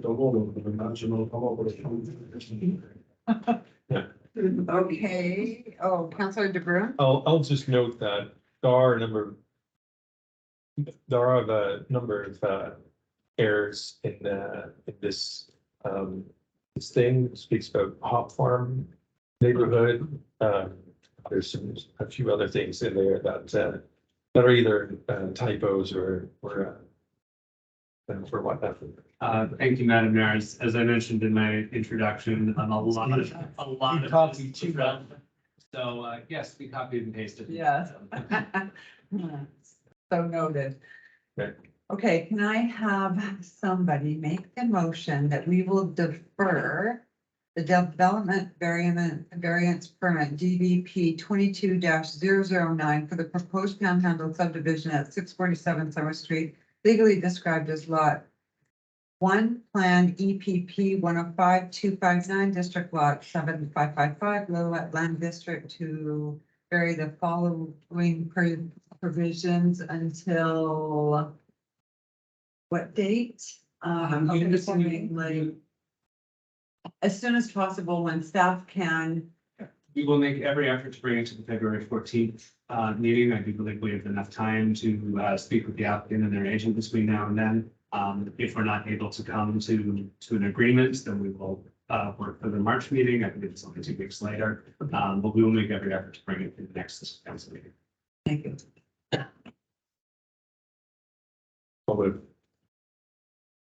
Second. Councillor Plan and all in favor? I'm very to defer. Okay. Can I just say thank you to all of you for your time and and helping me understand more of what it takes to do all this. Initially, when I started, I emailed Kevin Taylor and said, hello, help, what can I do? And he said, please get an engineer and work from there. And it's going to take quite some time, and it's taken quite some time, and that seems to be the nature of it. And it's okay. I'm learning quite a bit, and I really appreciate you've taken it, almost 45 minutes to speak about one piece of land in Lillooet. So I really appreciate your time and your energy and your enthusiasm. And hopefully we can find a way to work together and get this done in a future that makes everybody happy. So thank you again.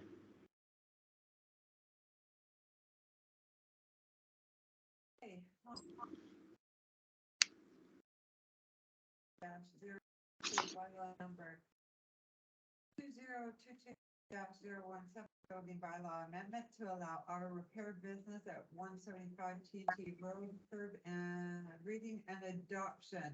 So, since we've the public hearing, thank you on this. Oh, can I have somebody make a motion? I'll make the motion. Thank you, Councillor DeBruin, second. Councillor McNary. Any further questions? All in favor? Motion carried. Okay, 12.4, Z 22-004 zoning amendment bylaw number 2023-002 to allow site-specific carriage home in RR1 zone on private water and septic. Staff. Me again. Oh. Yay.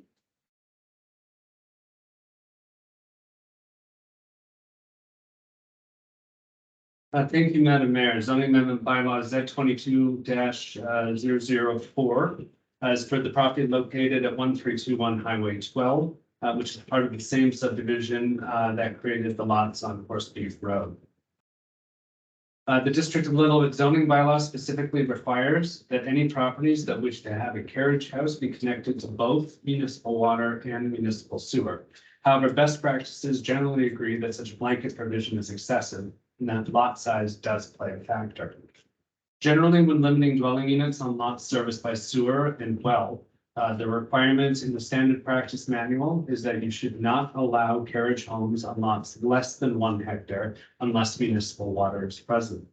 However, when a lot is at least 1 hectare or approximately 2.5 acres, and the builder can prove adequate separation from their septic system, backup septic area, in any potable water source on both their lot or adjacent lots, then there is no reason to limit the construction of an accessory dwelling.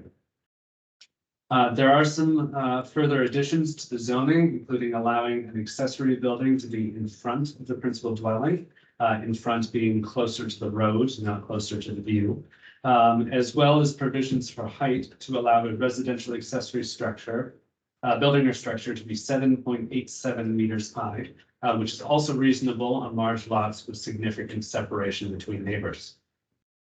Madam Mayor, staff are recommending that bylaw 2023-002 receive first and second reading, and the public hearing is scheduled for February 14th. At this time, Madam Mayor, you may offer the floor to the applicants only to speak to the project if they so choose. Thank you. Are the applicants here or online? No. Any questions? Seeing none, can I have somebody move that the District of Lillooet zoning bylaw 2018 number 454, amending bylaw number 2023-022 be introduced and read the first and second time, and that a public hearing be scheduled, and further that staff give notice to the public hearing in accordance with the requirements of the Local Government Act. Councillor Weed, seconded by Councillor McNary. Any further questions? All in favor? Motion carried. Thank you. 13, notice of motion. Seeing none, reports from mayor. I'll try and make this fairly quick. December 7th, going back, December 7th, Lillooet Indigenous Port Steering Committee.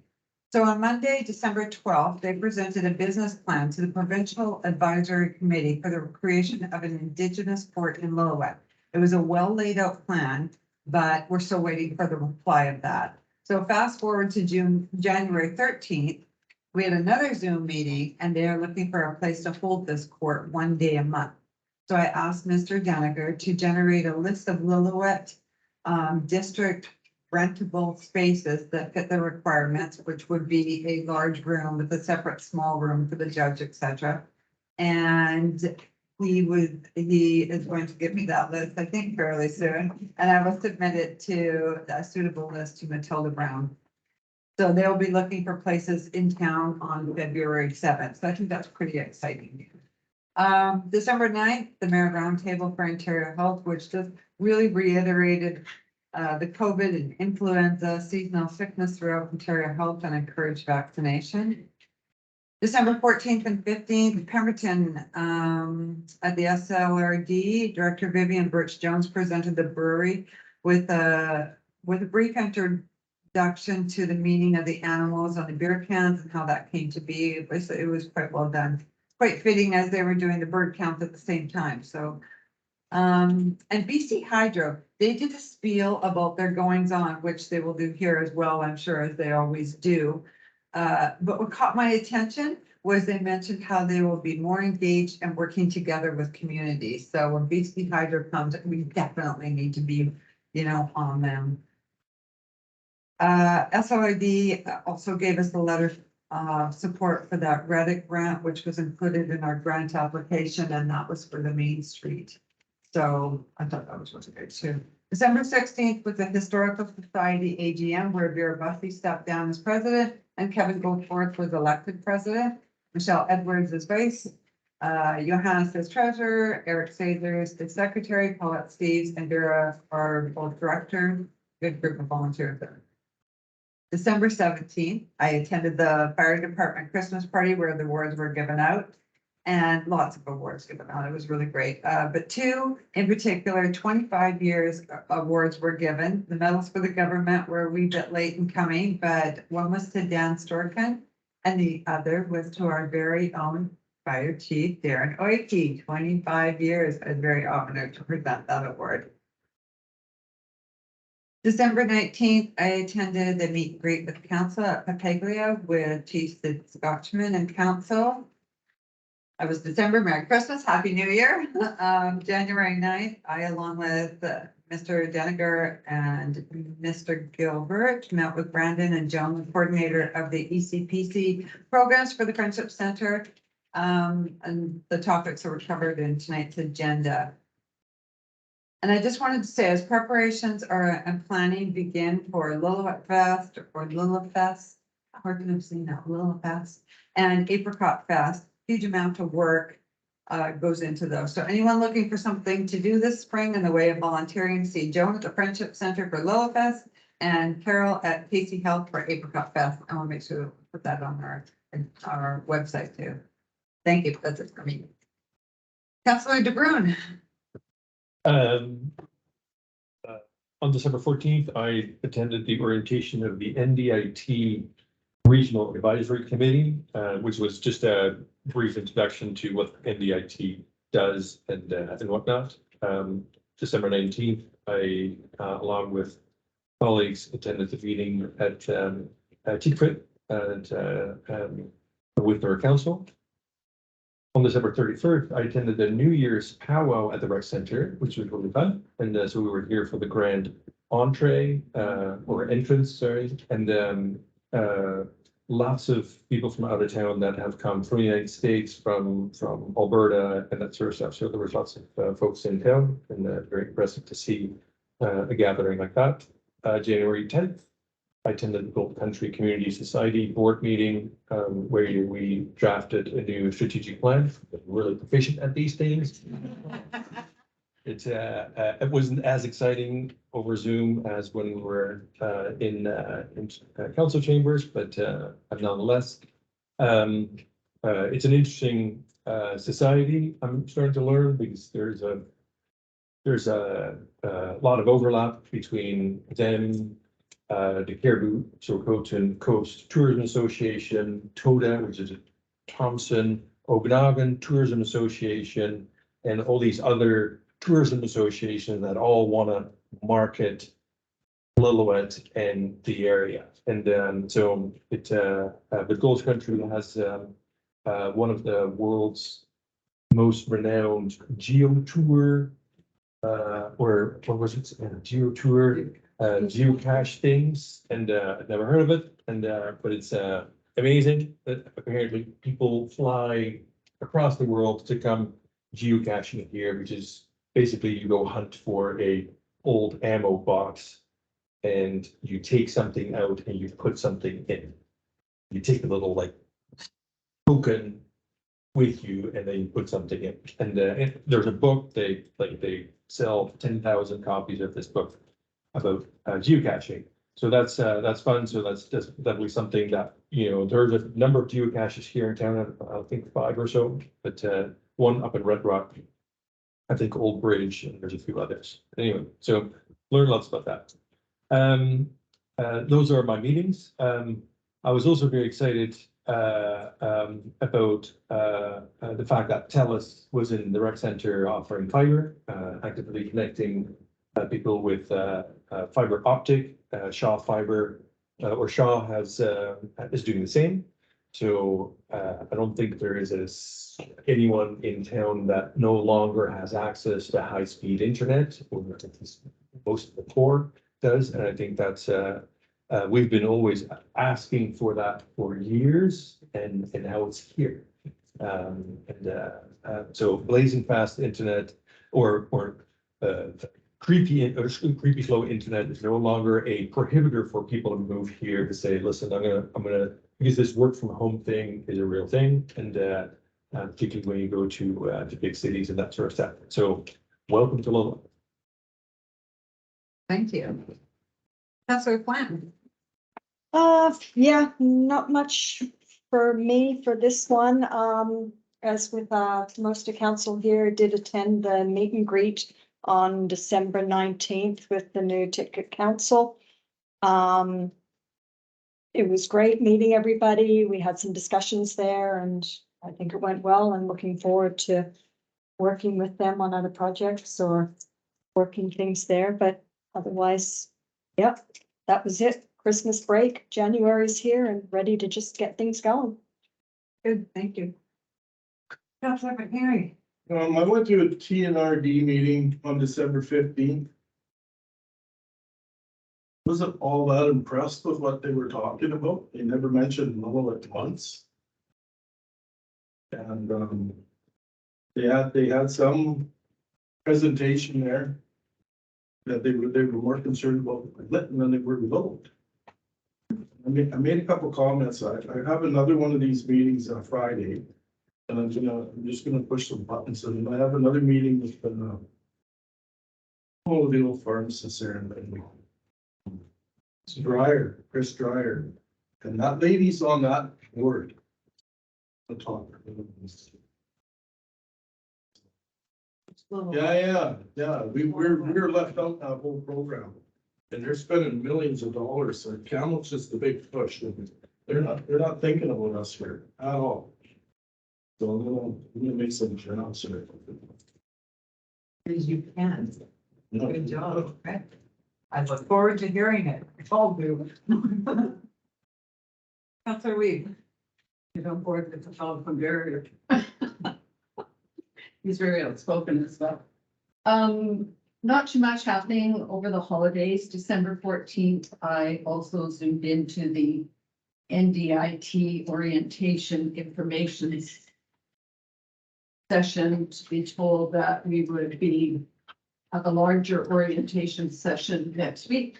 So it was a lot of, I'm not really sure. I don't understand why the alternate can't be there, or because to me, it would make more sense that whoever's going to the meeting, the alternate should also know what's going on in case they have to step in. Like, I feel the same way with the SLRD. I don't understand, like, you go there for 6 months and then something happens and your alternate has to go and they're just, yeah, smacked with something. Exactly. Similar to new council. Yes. And on December 19th, I also attended the meet and greet of the TPLIT with their new mayor, Sid Scotchman, or their new chief, I guess, Sid Scotchman, and his council, and felt like a great meeting. I thought it went really well. Thank you. Okay. Reports from the CAO. Skip this meeting because I think we're all ready to go home. Okay.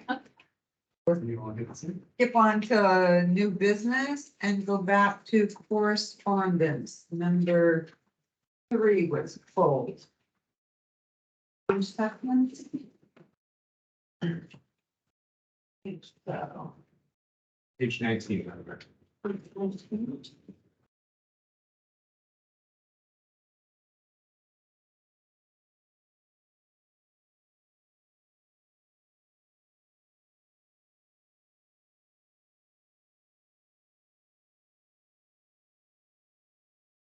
Okay, correspondence, ALC dash welcome to council. Councilor Flynn. I would just like to withdraw from this letter here, just being new to the role and everything. I am unfamiliar with the ALC and how we interact in collaboration. And I'm not sure if anybody else, especially new council here, would be interested in just hearing what they have to say as how we work together.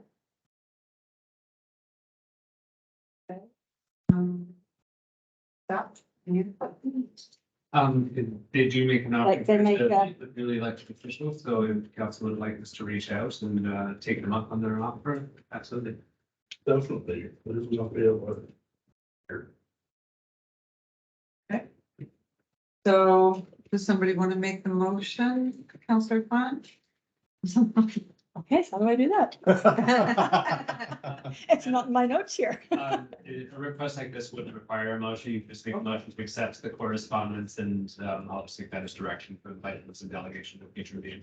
Okay, excellent. So motion to accept, Councillor Kwan, second by Councillor Bruin, all in favor? Okay. Thank you, Mr. Taylor. Okay, on to media and public question period. The meeting is open to questions from the media and public, seeing no media. Do we have any questions from the public? Hello? Yeah, it's from the Lord Chamber. Two quick items. One was, I forgot to mention this before, the Lord Chamber will be having our annual general meeting on January 25th from 5 to 7 p.m. District of Lillooet is a member of the chamber, and as such, you guys are invited if you would like to come. Attendance is entirely optional. It's just general AGM stuff. And then the other thing I wanted to mention just on the presentation today about the report on developments. I want to make sure this is an important topic, so I want to make sure it doesn't sort of flow away, and I might write a bit of a letter for next meeting. But I think now that we have the quantitative data, which is really, really important to have that, and I think we actually should have that every year, there is an opportunity to start collecting qualitative data and to really ask why. Why are these stop work orders necessary? Is it that people don't understand the permit requirements? Is it that people are too lazy to do the permit applications? Is it that they can't afford the permits? Some of that qualitative data is we really understand how can we reduce the 10% or the 10, if you think about it, 10 stop work orders issued per in a year is almost one per month, right? There, I think there's a lot of qualitative data that we could collect to really think about why is this happening? Not just the numbers, but the reasoning behind it. And if we can get that in a report as well, those two things together are really gonna enable, I think, the district to build on that data and really work with it. So that's the only comment I have. Your question. And that's the question I The have. question you have. Yes, is, yes. Would we be There's a willing silent to do question. that? Would you be, would council I be heard willing your to look question. into qualitative data on that? Okay, Yes, thank you. thank you. Any other questions from the audience? No, seeing none. We move to adjourn the meeting, the regular council meeting be adjourned at 7:47. Can I have a motion? Bring supper. No, so we're waiting. Councillor McNary, would you like to second that? I will. All in favor? Adjourned, thank you. No, one more.